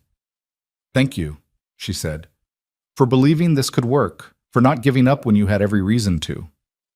Thank you for trusting me enough to ask." She left, and Liam stood in the doorway watching her navigate the stairs in designer heels that had no business in his neighborhood. When she reached the bottom and looked back up, he raised a hand in farewell. They had 3 days to prepare. 3 days to organize their evidence, coordinate their approach, and steel themselves for the confrontation that would determine everything. 3 days until they stopped running from Adrian Cross and started fighting back. Liam closed the door and went to tuck Emma in, finding her already half asleep with her stuffed rabbit. "Daddy?" she mumbled. "I like Victoria." "Yeah, monkey. Me too." "Is she going to be around for a while?" Liam thought about Saturday's gala, about the evidence they'd compiled, about all the ways this could explode in their faces. He thought about the careful fiction they'd constructed and the uncomfortable truth that somewhere along the way, it had started feeling less like fiction. "I hope so," he said quietly. "I really hope so." Emma smiled sleepily and drifted off, and Liam sat in the darkened room thinking about the choice they'd made and the consequences waiting 3 days away. The next 3 days moved with the strange dual quality of racing forward while simultaneously dragging through molasses. Liam spent every spare moment organizing the evidence into a presentation that could withstand scrutiny. Expense reports cross-referenced with deal timelines, valuation discrepancies highlighted against market comparables, consultant payments traced through subsidiary accounts that shouldn't have existed. He worked late into the nights after Emma fell asleep, double-checking every connection, ensuring nothing could be dismissed as coincidence or misunderstanding. Victoria coordinated from her end, pulling additional documentation through channels that wouldn't trigger Adrian's attention. She requisitioned files under the guise of preparing for the partnership review, compiled board meeting minutes that referenced the deals in question, and quietly reached out to the firm's outside auditors with hypothetical questions about expense categorization that gave her a framework for what would constitute actual violations versus aggressive accounting. They met only twice during those 3 days, once in a coffee shop 3 blocks from the office where they could spread papers across a corner table without being overheard, and once in Liam's apartment after Emma was asleep, working side by side on his secondhand couch while the city hummed beyond the windows. "This section on the Patterson acquisition," Victoria said during that second meeting, tapping her pen against the document spread across Liam's coffee table. "The valuation jump is documented, but the justification memo is signed by someone named Robert Chen. I can't find any record of him being retained as a consultant." Liam pulled up the master spreadsheet he'd been maintaining. Robert Chen appears on 3 deals. No engagement letters, no formal contracts, just expense reimbursements and one-time payments categorized as advisory fees. Total compensation across all 3 deals is about $80,000. "Let me check something." Victoria opened her laptop, fingers flying across the keyboard. After a moment, her expression hardened. Robert Chen is Melissa Chen's father. He's a retired pharmaceutical executive with no current business registrations or consulting credentials. So Adrian was paying his girlfriend's father for phantom consulting work, and using those payments to justify valuation increases that benefited Adrian's deal performance metrics. Victoria sat back, running her hands through her hair. "This is worse than I thought. It's not just expense fraud. It's a whole ecosystem of conflicts designed to inflate his track record." Liam studied the numbers, feeling the weight of what they'd uncovered settle over him. If we're right about this, Adrian's entire reputation at Meridian is built on manufactured success. Every deal he's closed in the past 3 years has hidden subsidies or inflated valuations that make his performance look better than it actually is. Which explains why he's so desperate to control the partnership structure. If anyone does a legitimate audit of his work, the whole thing collapses. and why he needs your voting shares. With enough control, he can block any investigation into his past deals. They worked until nearly 2 in the morning, refining their presentation until it told a clear, damning story. When Victoria finally left, exhaustion evident in every line of her body, Liam stood at the window watching her car disappear into the night and wondered if they were about to save themselves or destroy everything they'd been trying to protect. Friday at the office was agony. Liam went through the motions of his regular work, responding to emails about the healthcare merger and attending a team meeting where Dale reminded everyone about billable hour targets. Adrian was conspicuously absent in back-to-back meetings with the partnership committee, according to office gossip, making his final pitch for why the leadership structure needed to be formalized before year-end. Marcus stopped by Liam's desk during lunch, his expression more serious than usual. "So, tomorrow's the big gala." "Yeah. You and Victoria going to make another dramatic appearance on the dance floor?" Liam managed a smile that felt hollow. "Something like that. Look, man, I don't know what's going on with you two and Adrian, but people are talking. There's a pool going about whether you'll still be employed on Monday." "A pool?" "Karen from accounting is running it. Current odds are 60-40 in favor of you getting reassigned to a different department." Marcus lowered his voice. "Just watch your back tomorrow, okay? Adrian doesn't play fair and he's got the home field advantage at these events." After Marcus left, Liam stared at his computer screen without seeing it, his mind already at the gala, rehearsing the confrontation that would determine everything. His phone buzzed with a text from Sarah, his babysitter, confirming she could stay late tomorrow night. Then another from Victoria. "Final prep tonight after Emma's asleep?" He typed back, "I'll be ready." That evening, after dinner and a prolonged bath time negotiation, where Emma insisted she needed to bring her entire dinosaur collection into the tub for scientific accuracy, Liam settled her into bed with her favorite story about a brachiosaurus who learned to be brave. "Daddy?" Emma asked as he finished the last page. "Is tomorrow a big day?" "Why do you ask?" "Because you've been thinking really hard all week. You get this line right here." She touched the space between his eyebrows. "When you're worried about big stuff." Liam smoothed her hair back from her forehead. "Tomorrow is kind of important. There's something I need to do that might change things at work." "Good changes or bad changes?" "I don't know yet, Monkey, but whatever happens, you and me, we're going to be fine. That's not going to change." Emma considered this with the gravity of someone much older than 6. "Victoria's helping you, isn't she? With the big important thing?" "Yeah, she is." "Good. I like her. She listens when I talk about dinosaurs, and most grown-ups just pretend to listen." "She's pretty special," Liam agreed and realized he meant it. "Are you going to marry her?" The question hit like a punch to the solar plexus. "What? Emma, we've only been seeing each other for a little while." "But do you like her the way you liked Mommy? Before Mommy got sick and had to go away?" Liam sat on the edge of Emma's bed, choosing his words carefully. His daughter rarely asked about her mother. The memories were too fragmented, the loss too abstract. But when she did, he owed her honesty. "I like Victoria very much. But liking someone and marrying them are different things. Marriage is for when two people are absolutely sure they want to build a whole life together." "And you're not sure yet?" "It's complicated, Monkey." Emma yawned, her eyes already drifting closed. "I think she makes you smile more." "That's good." After Emma fell asleep, Victoria arrived with 2 laptops and enough nervous energy to power the building. They spread out at the kitchen table, reviewing their presentation one final time, anticipating objections and preparing responses. "Your father's going to question the expense report analysis," Liam said, highlighting a section. "He'll want to know if there's a legitimate business justification we're missing." And we tell him we considered that. We cross-referenced Adrian's expenses with comparable partner spending, and his entertainment budget is 3 times higher than anyone else's, with most of it concentrated around deal closings. What about the valuation consultants? He'll ask why we think they're fraudulent rather than just unconventional. Because none of them have verifiable credentials in the relevant industries, and several have direct personal connections to Adrian. It's not unconventional, it's nepotistic at best and fraudulent at worst. They went back and forth, stress-testing every conclusion, until Victoria finally closed her laptop and pressed her palms against her eyes.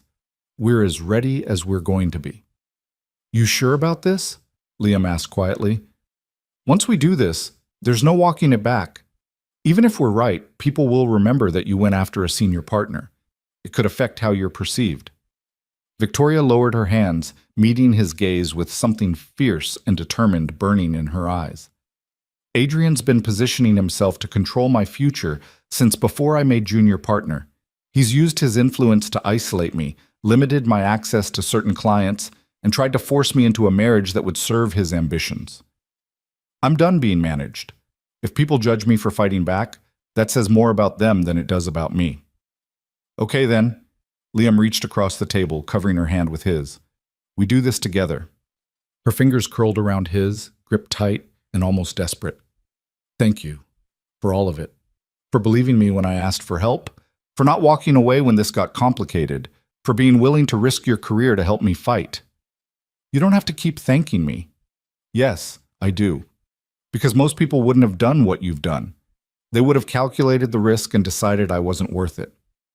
Liam thought about that, about the careful calculus of self-preservation he'd been doing since Emma was born, always choosing the safe path because he had someone depending on him. And somehow, this deeply unsafe choice to stand beside Victoria had started to feel like the only path that made sense. You were worth it, he said simply. Something shifted in Victoria's expression, surprise melting into something softer and more vulnerable. She stood abruptly, gathering her laptop. I should go. Big day tomorrow. Victoria.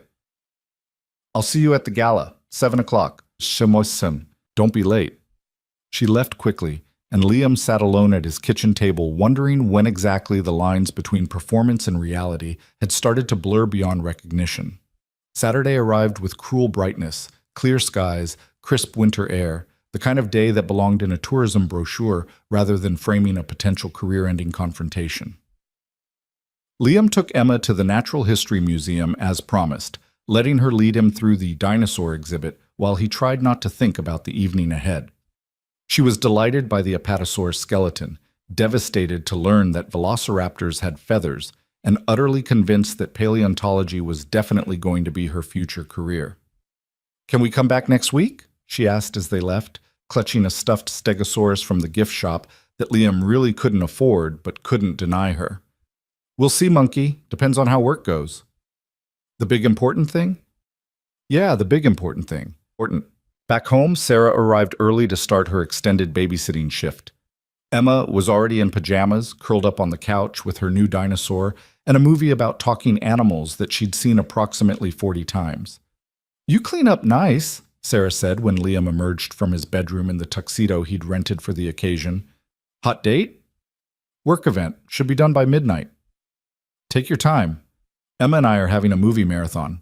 Liam kissed Emma's forehead, promising to tell her all about the fancy dinner when he got home, and headed out into the early evening with his stomach in knots. The gala was at the Four Seasons this time, even more opulent than the charity auction had been. The ballroom was decorated in winter whites and silvers, with ice sculptures catching the light from massive chandeliers and enough floral arrangements to stock a greenhouse. Liam arrived precisely at 7 to find the lobby already filling with Meridian's partners and their spouses, board members and investors, the kind of people for whom $1,000 a plate dinner was just another Saturday night. Victoria was waiting near the coat check, stunning in a silver gown that caught the light when she moved. When she saw him, relief flooded her face. You came. Did you think I wouldn't? I thought you might have come to your senses. She linked her arm through his, the gesture familiar now after weeks of practice. My parents are already at our table. So is Adrian. Perfect. Nothing like dinner conversation with the man we're about to accuse of fraud. Liam, I'm fine. Let's do this. The ballroom was even more impressive than the lobby, with round tables arranged around a central dance floor and a stage where the evening speeches would take place. Richard and Catherine were indeed at their assigned table, along with 2 other couples Liam didn't recognize, and Adrian with Melissa Chen on his arm. Adrian's smile when he saw them approach was poisonously pleasant. Victoria, Liam, so glad you could join us. Wouldn't miss it, Victoria said smoothly, taking her seat. Dinner was a masterclass in polite warfare. Courses arrived with clockwork precision, seared scallops, duck confit, something involving truffles that probably cost more than Liam's monthly grocery budget, while conversation flowed in careful channels around business developments and market forecasts. Adrian held court with the easy confidence of someone certain of his position, making subtle digs about work-life balance and the challenges of managing competing priorities that were clearly aimed at Liam. "I hear your daughter had some trouble at school this week," Adrian said during the third course, his tone sympathetic in a way that set Liam's teeth on edge. 6-year-olds can be so sensitive to disruption in their routines. Victoria's hand found Liam's under the table, a warning squeeze. "Emma's fine," Liam said evenly. "Kids are resilient." Of course, though one wonders about the impact of parental stress on children that age. Single parenthood is challenging enough without adding workplace complications. Catherine cleared her throat delicately. "Adrian, perhaps we could discuss something other than other people's children at dinner." "You're absolutely right. My apologies." Adrian raised his wine glass. "To new beginnings and the exciting changes ahead for Meridian." The toast felt like a threat. Liam forced himself to sip his wine and maintain his expression, while his mind raced through their plan, checking contingencies and backup strategies. After dinner, the evening shifted into networking mode. People circulated between tables, forming clusters of conversation while the orchestra played background music. Richard excused himself to speak with several board members near the bar, and Catherine drifted toward a group of women discussing some charity initiative. Adrian stood, offering his arm to Melissa. "If you'll excuse us, I need to make the rounds before the speeches begin." As he passed behind Victoria's chair, he leaned down, voice pitched for only them to hear. "Enjoy the evening. It's the last gala you'll attend as Meridian partners." He was gone before either could respond, disappearing into the crowd with Melissa trailing behind him. "That was a threat," Liam said quietly. "That was a promise. He thinks he's already won." Victoria's jaw was set, her eyes tracking Adrian across the room. "Which means he's not expecting us to fight back. When do we approach your father?" "After the first round of speeches. He'll be in the private lounge with the senior board members. That's when we present everything." The next hour crawled. Liam made small talk with people whose names he promptly forgot, nursed a single glass of champagne to keep his head clear, and watched the room with growing tension. Victoria circulated separately, maintaining appearances, but he caught her glancing toward the private lounge entrance every few minutes. Finally, the speeches began. The CEO welcomed everyone, thanked them for their continued commitment to Meridian's growth, and introduced the CFO, who presented year-end financial highlights that meant nothing to most of the room but sounded impressive. Then came the announcement everyone had been waiting for.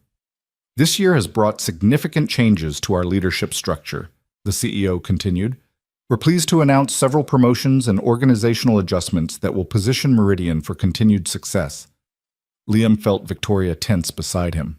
Effective January 1st, Adrian Cross will be assuming the role of managing partner, with expanded authority over strategic initiatives and partnership oversight. Scattered applause filled the room. Adrian stood at his table, accepting congratulations with practiced humility. "Additionally, we're pleased to announce the elevation of 3 new partners." The CEO read 3 names, none of them Victoria's. "These additions bring fresh perspectives and deep expertise to our leadership team." Victoria's face remained perfectly composed, but Liam saw the tightness around her eyes, the rigid set of her shoulders. The CEO concluded the announcements with platitudes about teamwork and vision, and the room erupted in applause. As people surged toward the bar for celebratory drinks, Victoria gripped Liam's arm. "Now! We go now!" They moved toward the private lounge, a smaller room off the main ballroom where the senior partners and board members gathered for less public conversations. A security guard stood at the entrance, but he recognized Victoria and stepped aside. The lounge was elegant and intimate, with leather furniture and subdued lighting.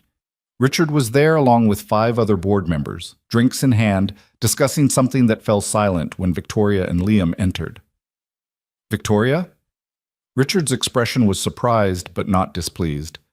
"This is a private conversation." "I know, Dad, but we have something you need to see before you finalize Adrian's promotion. The temperature in the room dropped several degrees. One of the board members, Harrison Campbell, Liam recognized him from photos, frowned. "This is hardly the time or place." "It's exactly the time and place," Victoria interrupted, her voice steady and clear. "Because what we've found affects Meridian's legal exposure and fiduciary responsibility, and you need to know about it before Adrian assumes a position where he can block investigation." Richard's eyes narrowed. "That's a serious accusation. I hope you have serious evidence to back it up." "We do." Victoria pulled out her phone, connecting it to the room's presentation screen. Liam moved to stand beside her, presenting a unified front as the first slide appeared, a timeline of Adrian's major deals from the past 3 years. For the next 20 minutes, they walked the board through everything they'd found. The expense irregularities, the undocumented consultants with personal connections to Adrian, the valuation adjustments that consistently benefited Adrian's performance metrics while inflating transaction prices, the pattern of payments to Robert Chen, whose only qualification was being Melissa Chen's father. Harrison Campbell interrupted several times with pointed questions. Victoria answered each one with documented evidence, pulling up expense reports and email exchanges that supported every claim. Liam provided context from his restructuring analysis, showing how the valuation patterns deviated from industry standards. "This is circumstantial," another board member objected. "Aggressive expense management and using unconventional consultants isn't necessarily fraud. It is when the consultants have no relevant expertise and direct financial interest in inflating valuations," Victoria countered, "and when the pattern is consistent across multiple deals with no legitimate business justification." Richard had remained silent throughout the presentation, his expression unreadable. Now he stood, moving to examine the screen more closely. "You're alleging that Adrian has been systematically inflating deal values and misappropriating firm resources for personal benefit." "Yes," Victoria said, "and that he's been doing this for at least 3 years. Potentially longer. We only analyzed deals we could access without triggering his attention." Richard turned to face her, and Liam saw something in his expression that made his blood run cold. Not anger at Adrian, but disappointment in Victoria. "You've been investigating a senior partner without authorization, accessing confidential deal files, analyzing expense reports, building a case against a colleague." Richard's voice was ice. "Do you understand how this looks? My daughter, passed over for partnership, presenting allegations against the man who was just promoted? Dad, it looks like sour grapes, like you're manufacturing a scandal because you didn't get what you wanted." "That's not what this is," Liam interjected. "The evidence stands on its own, regardless of who found it." Richard's attention shifted to him, and Liam felt the full weight of the man's scrutiny. "Mr. Carter, you're a restructuring analyst. What possible business justification did you have for pulling expense reports on deals outside your current client assignments?" "I was conducting comparative analysis for the healthcare merger. Historical transaction patterns are standard due diligence. For transactions relevant to your client's industry, Adrian's deals span multiple sectors with no connection to healthcare. You weren't doing due diligence. You were fishing." The door opened and Adrian entered with 2 other senior partners, Melissa hovering behind them. His expression when he saw the presentation on the screen was a perfect mask of confused concern. "What's going on here?" Harrison Campbell gestured at the screen. "Victoria and her companion have been presenting allegations about your deal management practices." Adrian studied the slides, his face carefully neutral. "I see. May I respond?" "Please do," Richard said. Adrian moved to stand beside the screen, and Liam watched him transform into the polished dealmaker who'd built his reputation at Meridian. "I understand how this might look concerning to someone unfamiliar with complex transaction dynamics. But every consultant referenced in this analysis was retained for specific expertise. Robert Chen, for instance, provided invaluable insight into pharmaceutical supply chain logistics based on 30 years of industry experience." "He has no consulting credentials," Victoria countered. "Credentials aren't required for subject matter expertise. We frequently use retired executives for specialized knowledge." Adrian advanced to the next slide. "As for the expense patterns, yes, I invest heavily in relationship development. That's how deals get closed. Every dinner, every hotel meeting, every travel expense was in service of client success." And the valuation adjustments? Liam asked. The consistent pattern of price increases justified by consultants with personal connections to you? Due diligence frequently reveals information that changes valuations. That's not fraud, it's thorough analysis. Adrian's smile was sympathetic.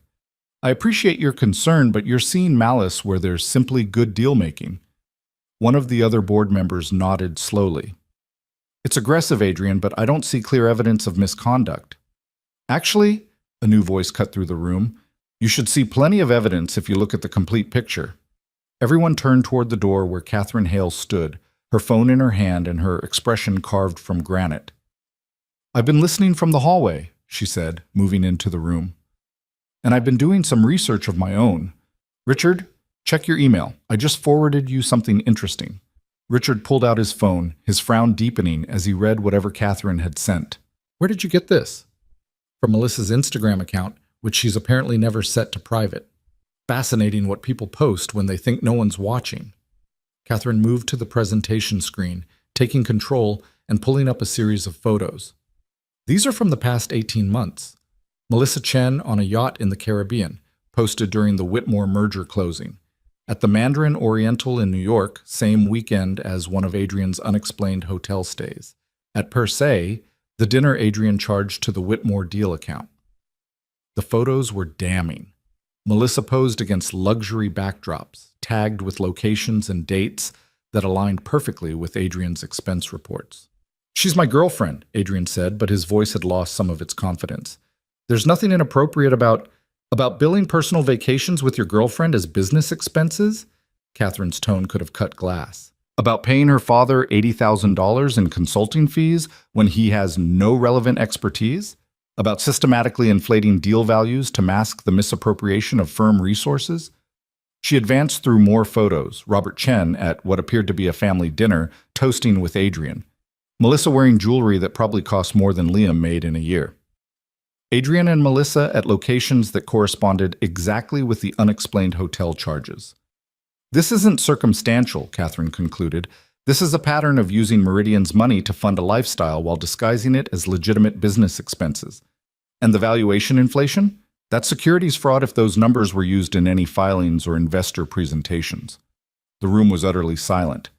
Adrian's expression had gone from confident to cornered, his hands clenched at his sides. Richard looked at Harrison Campbell. Call compliance, now, and get our outside counsel on the line. Richard, this is clearly a misunderstanding, Adrian began. This is clearly a disaster, Richard interrupted. Whether it rises to criminal fraud or simply gross misconduct, it's a liability this firm can't afford. You're suspended pending investigation, effective immediately. You can't do this based on social media photos and circumstantial analysis. I can do this based on my fiduciary responsibility to this firm and its clients. If you're confident in your innocence, the investigation will clear you. Richard's voice was steel. Until then, you're to have no contact with clients, no access to deal files, and no involvement in partnership decisions. Adrian's gaze swept the room, landing finally on Victoria with something dark and furious burning in his eyes. This isn't over. Yes, Catherine said quietly. It is. Security was called. Adrian was escorted from the lounge, Melissa following in his wake with tears streaming down her face. The board members erupted into urgent conversation about damage control and legal exposure. In the chaos, Liam felt Victoria's hand find his, gripping tight enough to hurt. We did it, she whispered, her voice shaking. No, Liam said, squeezing back. You did it. I just helped you pull the trigger. Richard approached them, his expression complicated. Victoria, I need to speak with you privately. Anything you say to me, you can say in front of Liam. Richard glanced at Liam, then back to his daughter. You took an enormous risk bringing this forward. If you'd been wrong, but I wasn't wrong. No, you weren't. He paused, and something in his face softened fractionally. Your mother told me weeks ago that Adrian was positioning himself inappropriately. I told her I needed evidence before I could act. You gave me that evidence. So what happens now? Now compliance conducts a formal investigation. If the findings support your analysis, Adrian will be terminated and possibly face criminal charges. The partnership announcement will be revised. And you, Richard looked between them. You'll both need to be available for interviews and depositions. Understood, Victoria said. Catherine appeared at Richard's elbow. The CEO wants to make a statement. We need to coordinate messaging before people start speculating. I'll be right there. Richard turned back to Victoria. We'll talk more tomorrow, but for tonight, thank you for having the courage to bring this forward. He left with Catherine, the other board members following in their wake, until Liam and Victoria were alone in the private lounge with the evidence of Adrian's misconduct still displayed on the screen. Victoria sank into one of the leather chairs, her carefully maintained composure finally cracking. We actually did it. Liam sat beside her. How are you feeling? Terrified. Relieved? Like I might throw up. She laughed shakily. That's normal, right? Completely normal. He reached over, covering her hand with his. You were incredible in there. The way you presented the evidence, the way you stood up to your father, the way my mother swooped in with Instagram receipts and saved our asses. Victoria smiled through what might have been tears. I had no idea she was investigating too. Your parents make a formidable team. Yeah, they do. She was quiet for a moment, her thumb tracing absent patterns on the back of his hand. What happens now? With us, I mean. The fake relationship. We don't need it anymore. Liam felt something tighten in his chest. No, I guess we don't. So we should probably stage that breakup we talked about. Mutual, amicable, just like we planned. Probably. Neither of them moved. Victoria's hand stayed in his, warm and real and utterly unlike the careful performance they'd been maintaining. The thing is, Victoria said quietly, somewhere in the middle of all this, I forgot we were pretending. Yeah, Liam said. Me too. She looked up at him, and the vulnerability in her eyes took his breath away. Emma told you she liked me, didn't she? How did you know? Because she told me the same thing.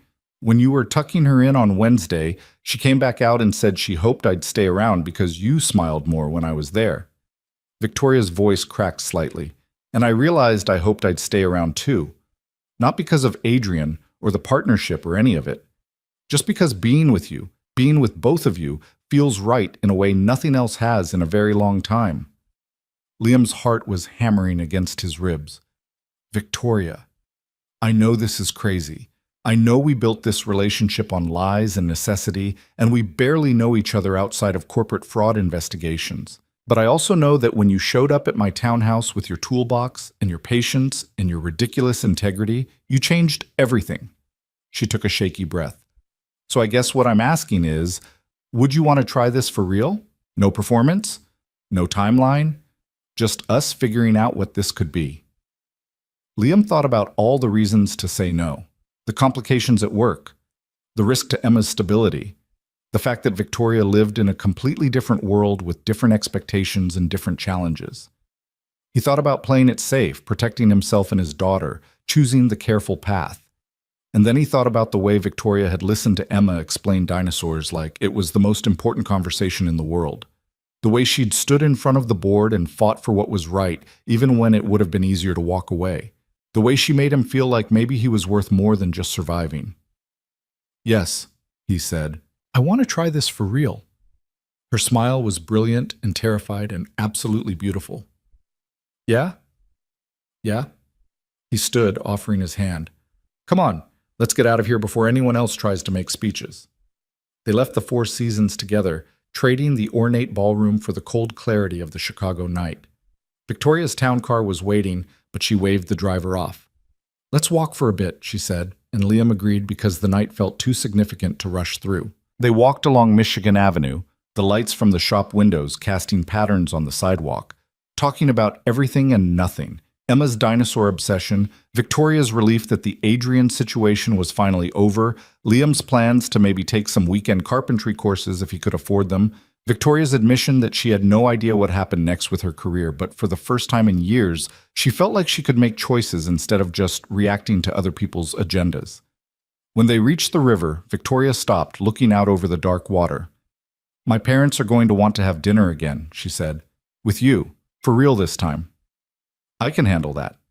And Emma, we'll need to talk to her. Make sure she understands that this is real now, that I'm not just Daddy's friend from work anymore.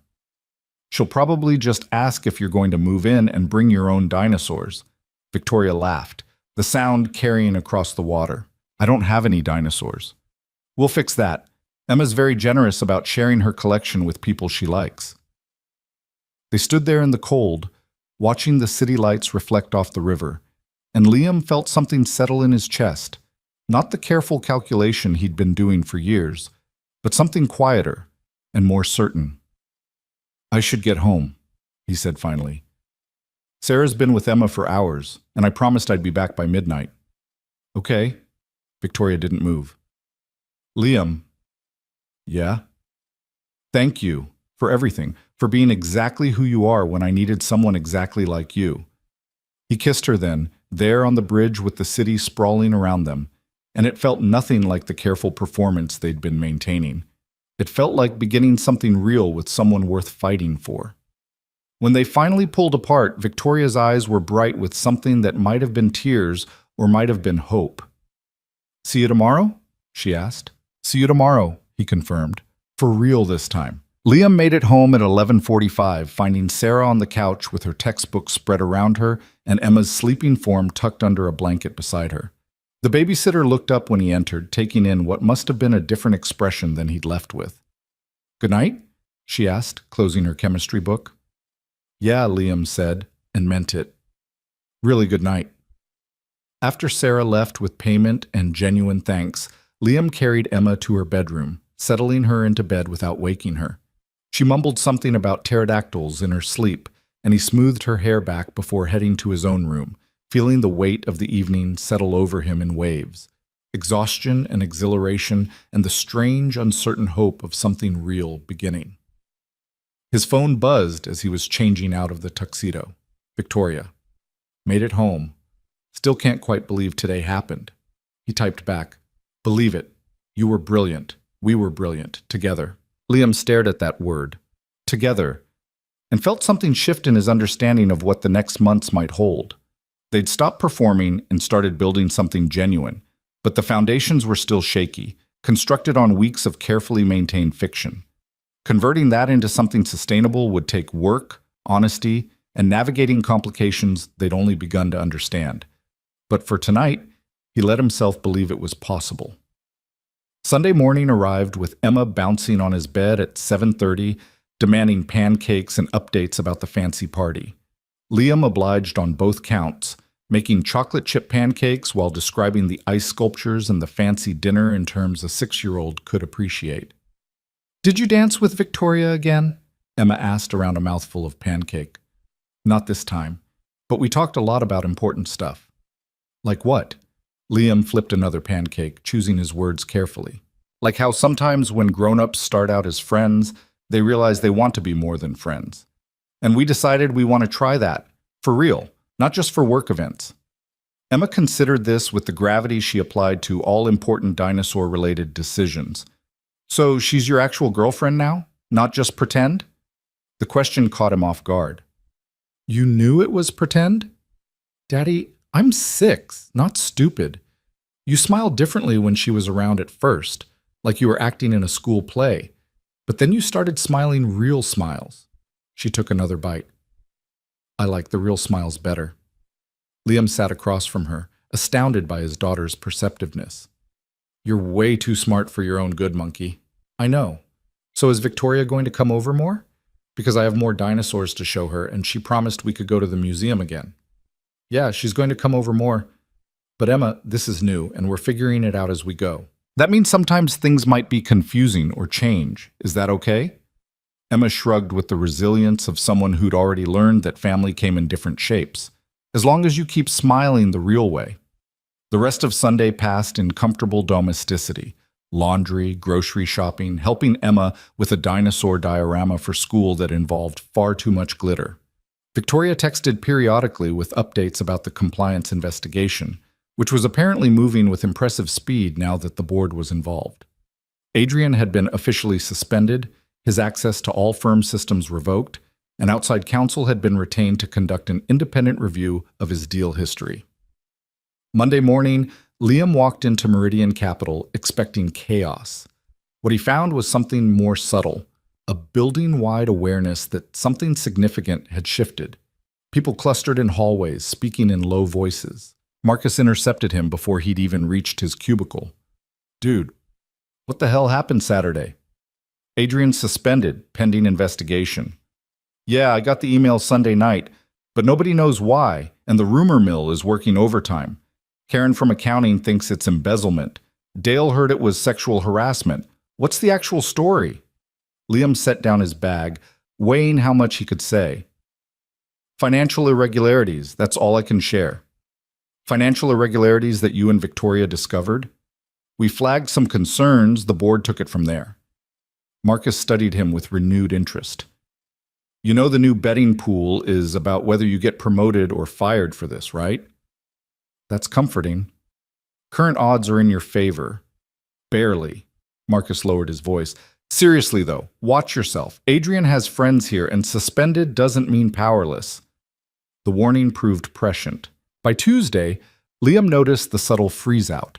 Colleagues who normally stopped to chat suddenly finding urgent reasons to be elsewhere. Meetings where he wasn't included despite working on relevant projects. A general atmosphere of people distancing themselves from someone who might be toxic by association. Dale called him in Wednesday afternoon, looking profoundly uncomfortable. "Liam, we need to discuss your current assignments." "Okay." "The healthcare merger client has requested a different analyst. They're not comfortable with the recent situation." Liam felt his jaw tighten. "I haven't been accused of anything. I helped identify financial irregularities." "I understand, but the client doesn't want to be associated with controversy, and they've made their preference clear." Dale pulled up a project list. "I'm reassigning you to the Riverside Partners restructuring. It's solid work, good exposure, just a different client base." The translation: clients who had less political capital and couldn't afford to be picky about which analysts they got. "Fine," Liam said, though it wasn't fine. It was the beginning of professional consequences he'd known were possible, but hoped might be avoided. When he left Dale's office, he found Victoria waiting in the hallway, her expression carefully neutral, but her eyes sharp with concern. "You got reassigned. News travels fast." "I'm sorry, this is because of the investigation." "This is because I chose to help you, and I'd make the same choice again." Liam softened his tone. "I knew there'd be fallout. It's manageable." "It shouldn't be happening at all." Victoria glanced around, then lowered her voice. "My father wants to meet with you, officially. He has questions about the analysis you conducted." "When?" "Tomorrow morning, his office, 9 a.m. And Liam?" She caught his arm as he started to walk away. "He's not trying to intimidate you. He's trying to understand your methodology, so compliance can replicate it across Adrian's other deals." That meeting took place in Richard Hale's corner office, an intimidating space of dark wood and leather furniture with views of the Chicago skyline that reinforced exactly where Liam stood in the corporate hierarchy. Richard was behind his desk when Liam arrived, reading glasses perched on his nose as he reviewed documents. "Mr. Carter, sit." Liam sat, maintaining eye contact despite every instinct screaming at him to look away. "I've reviewed your analysis of Adrian's expense patterns and valuation methodologies. It's thorough work, more thorough than some of our senior analysts would have produced." Richard removed his glasses. "Where did you learn to cross-reference subsidiary accounts with expense allocations?" "I've been doing restructuring analysis for 4 years. You learn to look for money that doesn't add up, and you applied those skills to investigating a senior partner without authorization. I applied them to understanding patterns in deal structures that were relevant to my client work. The fact that those patterns revealed misconduct was a consequence, not the objective." Richard's expression didn't change. "That's a careful answer." "It's the truth." "Perhaps." Richard leaned back in his chair. "Compliance wants to hire you as a consultant for the remainder of the investigation. They need someone who understands both the restructuring methodology and the specific irregularities you identified. The contract would be 6 months, full-time, significant pay increase." Liam blinked, blindsided by the offer. "I'm not a compliance specialist." "No, but you're someone who found what everyone else missed because you asked the right questions. That's more valuable than credentials." Richard slid a folder across the desk. "Think about it. The offer's open until next week. As Liam stood to leave, Richard spoke again. My daughter believes you're someone worth taking seriously. Given her judgment in this matter proved more reliable than mine, I'm inclined to agree. It wasn't an apology, but coming from Richard Hale, it was probably as close as Liam would get. The compliance offer sat on Liam's kitchen table for 3 days while he weighed the implications. More money, desperately needed money, and recognition for his analytical skills, but also 6 months of being the face of Adrian's downfall, of depositions and interviews and making enemies of anyone who'd benefited from Adrian's network. He talked it through with Victoria over coffee on Friday evening, sitting in the Italian restaurant that had become their place despite its terrible acoustics. You should take it, Victoria said. It's a career maker. Compliance work at this level, exposure to board-level investigations. People build whole careers on less. And what happens to us while I'm spending 60 hours a week being interrogated about expense reports? She reached across the table, covering his hand with hers. We figure it out. Together, remember? Together's a lot harder when one of us is working insane hours and the other's dealing with partnership politics. Then we make it work anyway. Victoria's grip tightened. Liam, I didn't fight this hard to build something real with you just to let logistics get in the way. If you want this job, take it. We'll handle the rest. He studied her face, seeing the determination there and the genuine belief that they could navigate whatever complications arose. Okay, he said. I'll take it. The partnership announcement came the following Monday, revised, as Richard had promised. Victoria's name was on the list this time, along with 3 others whose promotions had been delayed pending resolution of organizational restructuring.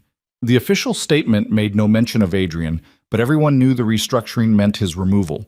Marcus appeared at Liam's new compliance office with a grin that could have lit the city. Your girlfriend made partner. That's got to feel good. It does, Liam admitted. And it did, despite the complications it added to their still new relationship, the power dynamic shift, the heightened scrutiny they'd face, the gossip that would follow them. Victoria called him an hour later, her voice bright with emotion barely contained. I made partner. I heard, congratulations. My first official act as partner is taking my boyfriend to dinner to celebrate, somewhere expensive where they don't know us and won't care about corporate politics. Your boyfriend? Well, you are, aren't you? Officially and everything? Liam smiled despite the absurdity of having this conversation in his office where anyone could overhear. Yeah, I am. Good, because I already made reservations, and it would be awkward to cancel. That dinner happened on Saturday, at a restaurant in a neighborhood far enough from Meridian's usual haunts that they could relax without constantly scanning for colleagues. They talked about everything: Victoria's partnership responsibilities, Liam's first week with compliance, Emma's latest dinosaur obsession, the fact that they'd somehow managed to build something real out of a fake relationship born from desperation. I keep waiting for the other shoe to drop, Victoria admitted over dessert, for this to feel too good to be sustainable. Maybe it is sustainable. Maybe we just got lucky. Lucky because you agreed to help a near stranger avoid an arranged marriage by pretending to be her boyfriend? Lucky because that near stranger turned out to be someone worth fighting for. Victoria's eyes shimmered with something that might have been tears. I want you to meet my parents again, for real this time. Not as my fake boyfriend or my investigation partner, but as the person I'm actually building a life with. That's terrifying. I know, but they've been asking, and my mother's started making pointed comments about wanting to know Emma better, and I think we've delayed long enough. That meeting happened 2 weeks later at Richard and Catherine's penthouse overlooking the lake. Liam brought Emma this time, who was initially intimidated by the marble floors and expensive art, before Catherine produced a collection of National Geographic magazines about dinosaurs and won her over completely. Richard was more reserved, but he watched Emma explain the difference between herbivores and carnivores to his wife with something approaching approval. She's bright, he told Liam during a quiet moment on the balcony. Reminds me of Victoria at that age, curious, confident, unafraid to correct adults when they're wrong about facts. But Emma's never met a fact she didn't want to verify, Liam agreed. Richard was quiet for a moment, looking out over the city. I owe you an apology. When Victoria first introduced you, I made assumptions about your motivations based on superficial circumstances. I was wrong. You were protecting your daughter. I was prejudging you based on income disparity and single-parent status. That's not protection, it's prejudice. Richard turned to face him. You've proven yourself someone of integrity and capability. That matters more than which tax bracket you occupy. It wasn't effusive, but coming from Richard Hale, it was significant. Inside, Catherine and Emma had progressed from dinosaurs to baking, producing cookies that were enthusiastically, if not skillfully, decorated. Victoria watched them with an expression Liam couldn't quite read, something soft and yearning that made his chest tight. She's good with Emma, Richard observed. Yeah, she is. Victoria's always wanted children. She just never thought she'd have the space in her life to make it work. Richard's gaze was assessing. Seems like she's reconsidering that calculation. The implications of that statement hung in the air, too significant to address directly, but impossible to ignore. The compliance investigation concluded in March, 3 months after the gala. Adrian was formally terminated, his partnership shares revoked, and criminal charges filed for wire fraud and securities violations related to the inflated valuations. Several of his deals were unwound or renegotiated, costing Meridian millions in settlements, but protecting them from larger regulatory exposure. Liam's 6-month contract was extended to a permanent position as senior compliance analyst, with a salary that finally allowed him to breathe without constantly calculating whether he could afford groceries and rent in the same week. He moved Emma to a better school district, fixed the bathroom leak that had been annoying him for 2 years, and opened a college savings account that had more than $17 in it. Victoria's partnership came with its own complications: longer hours, more travel, the constant pressure of proving she deserved the promotion rather than receiving it as consolation for the Adrian situation. But she navigated it with the same fierce competence she'd applied to everything else, and slowly, the whispers about nepotism faded into respect for her actual work. They found their rhythm gradually, learning to balance Emma's needs with Victoria's partnership demands and Liam's compliance schedule. Dinner at Liam's apartment twice a week. Museum trips with Emma on Saturdays when Victoria wasn't traveling. Sunday brunches that sometimes included Richard and Catherine, who developed an unexpected fondness for Emma's enthusiastic dinosaur lectures. It wasn't always smooth. There were arguments about scheduling and disagreements about how much of Victoria's world Emma should be exposed to, and difficult conversations about what their future actually looked like, given their different backgrounds and circumstances. But they worked through it with the same determined honesty they'd applied to investigating Adrian. No pretense, no performance, just two people figuring out how to build something real. 6 months after the gala, Victoria showed up at Liam's apartment on a Tuesday evening with takeout and a bottle of wine, and an expression that suggested she'd been working up courage all day. I need to talk to you about something, she said after Emma was in bed, and they were settled on the couch with their food. Liam's stomach dropped. Okay. My lease is up next month, and I've been thinking about what I want my life to look like going forward. She set down her wine glass. I don't want to keep splitting time between your place and mine. I don't want Emma to think of me as someone who visits occasionally. I want to be part of your daily life, both of your daily lives, in a real permanent way. Victoria, I know it's fast. I know we've only been really together for 6 months, and conventional wisdom says we should wait longer before making big decisions. But we built this relationship in crisis mode, and we've already survived things that break most couples. I don't want to waste time being careful when I'm already sure. Liam felt his heart hammering. Sure about what? About you. About Emma. About wanting to build a life that includes school pickups and dinosaur dioramas, and arguing about whether we can afford the museum membership. She took a shaky breath. About wanting to be part of your family, if you'll have me. He set down his own glass, pulling her close. Are you asking to move in? I'm asking if you'd consider letting me be a real part of Emma's life. A parental figure eventually, if that's something you both want. I know it's complicated, and I know I don't have any legal claim, but yes. Victoria pulled back to look at him. Yes? Yes, I want you to move in. Yes, I want you to be part of Emma's life in whatever capacity feels right. Yes to building something permanent instead of careful. He smiled at her stunned expression. Was that not clear? I thought you'd need time to think about it. I've been thinking about it for months. Every time you leave, every time Emma asks when you're coming back, Every time I wake up alone and wish you were there. I've been thinking about it. He cupped her face in his hands. You're already family, Victoria. Has been since the night you stood up to your father with evidence of fraud because you believed it was right. We're just making it official. Her laugh was shaky and bright. We should probably ask Emma. Probably. But I already know what she'll say. They asked her the next morning over pancakes, the chocolate chip kind that had become tradition for important conversations. Emma listened with the gravity of someone being consulted on matters of great significance, then announced that Victoria could absolutely move in, but she'd need to bring some of her own dinosaurs because sharing was important, but so was everyone having their own collection. The logistics took another month, coordinating leases, moving Victoria's furniture into storage because Liam's apartment couldn't accommodate two households, having difficult conversations with Emma about what it meant to have Victoria living with them full-time. They found a new place together, bigger but still affordable, in a neighborhood with good schools and a park where Emma could play. Richard and Catherine helped with the move, which Liam found both surreal and touching. Watching Richard Hale carry boxes up 3 flights of stairs while Catherine organized Emma's dinosaur collection by geological period felt like crossing some threshold into a reality he'd never quite imagined for himself. You know, Catherine said during a break, watching Victoria and Emma arrange books in the new apartment's living room. When Victoria first told us she was bringing someone to dinner, I was skeptical. I thought she was making a rash decision to avoid Adrian's pressure. I'm glad I was wrong. So am I, Liam said. You've been good for her. She smiles more, laughs more freely. She's still ambitious, still driven, but there's a lightness to her that wasn't there before.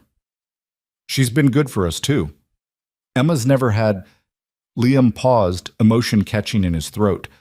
She's never had someone who chose to be in her life.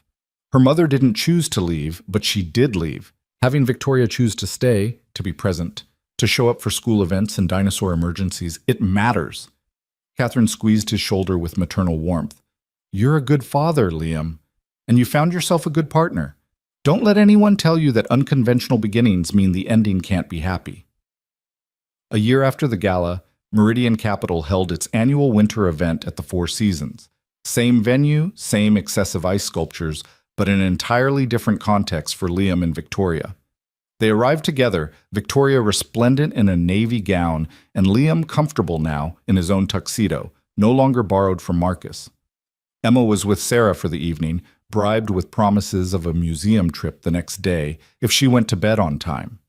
Before they'd left, she'd made Victoria promise to dance with Liam at least twice, and to bring home one of the fancy desserts if possible. The ballroom was filled with familiar faces, colleagues who'd watched the Adrian drama unfold, board members who'd overseen the investigation, partners who'd initially been skeptical of Victoria's promotion but had since been won over by her performance. The whispers that followed them now were different: respect instead of speculation, interest instead of judgment. Marcus found them near the bar, grinning widely. Look at you two. Actual couple at an actual work event. How's it feel to be legitimate? Exhausting, Victoria said, but worth it. Heard through the grapevine that compliance is expanding and they're looking for a department head. You applying, Liam? Maybe. Still deciding if I want to commit to management or stay hands-on with investigations. Either way, you've come a long way from the guy building my bookshelves for beer money. Marcus raised his glass. To unconventional career paths and relationships that shouldn't work but do anyway. They toasted, and Liam felt the weight of the past year settle over him, the fear and the risk and the moments when everything could have fallen apart, but somehow didn't. Richard found them after dinner, pulling Liam aside for a private conversation in the same lounge where they'd confronted Adrian a year ago. I wanted to tell you before the announcement, Richard said. The board voted this morning. We're creating a new position, Chief Compliance Officer, reporting directly to the board, with authority over all internal investigations and audit processes. Liam's heart rate picked up. Okay. We'd like to offer you the position. It's a significant promotion, substantial increase in both salary and authority, and it would make you one of the youngest officers in the firm's history. Richard's expression was serious. It would also make you my daughter's colleague at the executive level, which creates its own complications. I'd be working with Victoria? Alongside her, yes. Different departments, different responsibilities, but equivalent rank. Which means office politics, power dynamics, the constant scrutiny of people watching to see if favoritism plays a role in either of your careers. Richard paused. It's not an easy path, but I believe you're someone who can handle difficult paths with integrity. Liam thought about the past year. The investigations, the depositions, the careful rebuilding of his reputation, and Victoria's. He thought about Emma thriving in her new school, about the stability they'd finally achieved, about the life he and Victoria had built together from the wreckage of Adrian's schemes. I'd be honored to accept, he said. Richard extended his hand. Welcome to the executive team, Mr. Carter. When Liam returned to the ballroom, Victoria took one look at his face and pulled him onto the dance floor. What happened? Your father just offered me chief compliance officer. She stopped moving, eyes wide. What? Executive level, board oversight, the whole thing. Liam, that's... She laughed, bright and delighted. That's incredible. You're going to accept, right? Already did. Victoria kissed him there in the middle of the dance floor, not caring who was watching or what they'd say. When they finally pulled apart, she was beaming. We're going to be impossible to deal with, aren't we? Partner and chief compliance officer in a relationship, living together, raising a child. The gossip will be endless. Probably. Can you live with that? I can live with anything as long as I'm living it with you. They danced through the rest of the evening, and when the speeches began, Liam watched Victoria stand at the podium as the CEO recognized the partnership class and talked about Meridian's commitment to integrity and accountability. She was poised and professional and absolutely in her element, and when she caught his eye from across the room, her smile was private and real and meant only for him.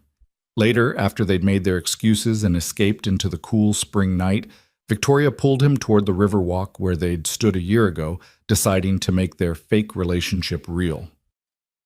Remember when we stood here and I asked if you wanted to try this for real? She said, looking out over the dark water. I remember. I was terrified you'd say no, that you'd decide the risk wasn't worth it. And now? Now I know the risk was nothing compared to what we built. She turned to face him. I love you, Liam Carter. I love your integrity and your patience and the way you love your daughter. I love that you took a chance on me when you had every reason not to.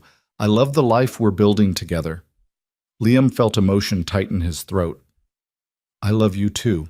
I love your fierce determination and your willingness to fight for what's right, even when it's hard. I love that you chose us, me and Emma, when you could have chosen safety. There's nothing safe about loving someone, but there's nothing better either. He kissed her again, there on the bridge where they'd started something real a year ago, and felt the certainty of it settle in his bones. This wasn't the careful performance they'd begun with, or the desperate alliance they'd formed against Adrian. This was something they'd built deliberately, with honesty and work, and the willingness to show up for each other even when it was complicated. When they finally pulled apart, Victoria was smiling through tears. Let's go home, she said. I promised Emma we'd bring dessert, and Sarah's probably exhausted from 3 hours of dinosaur facts. Home sounds perfect. They walked back to the car hand in hand, talking about whether Emma would still be awake and arguing about which museum exhibit they'd visit tomorrow. Small things, domestic things, the kind of ordinary moments that made up a life. Liam's phone buzzed as they reached the parking garage. A text from Emma, sent from Sarah's phone. Did you dance? Did you bring cake? Victoria said you'd bring cake. He showed Victoria, who laughed and typed back a response, promising both cake and a full report on the dancing. In the car, heading back to their apartment where Emma would be waiting with questions and Sarah would be ready to leave, Liam felt something he hadn't felt in years. Complete. Not because everything was perfect or because there wouldn't be more challenges ahead, but because he'd found people worth fighting for and they'd chosen to fight alongside him. Victoria reached over, lacing her fingers through his. No regrets? She asked. Not a single one. Good, because I'm planning to keep you around for a very long time. How long are we talking? She smiled, private and certain. How does forever sound? Liam thought about Emma's dinosaur collection spread across their new living room, about Victoria's clothes hanging beside his in the closet, about the chief compliance officer position waiting for him Monday morning. He thought about Sunday brunches with Richard and Catherine, about school plays and science fairs, about building something permanent with someone he'd started out pretending to love and ended up loving for real. Forever sounds perfect, he said. And when they pulled up to their apartment building, lights glowing warm in their windows, Emma's face appearing as she pressed against the glass, watching for them, Victoria squeezed his hand one more time. "Welcome home," she whispered. And for the first time in longer than he could remember, Liam felt like he truly was.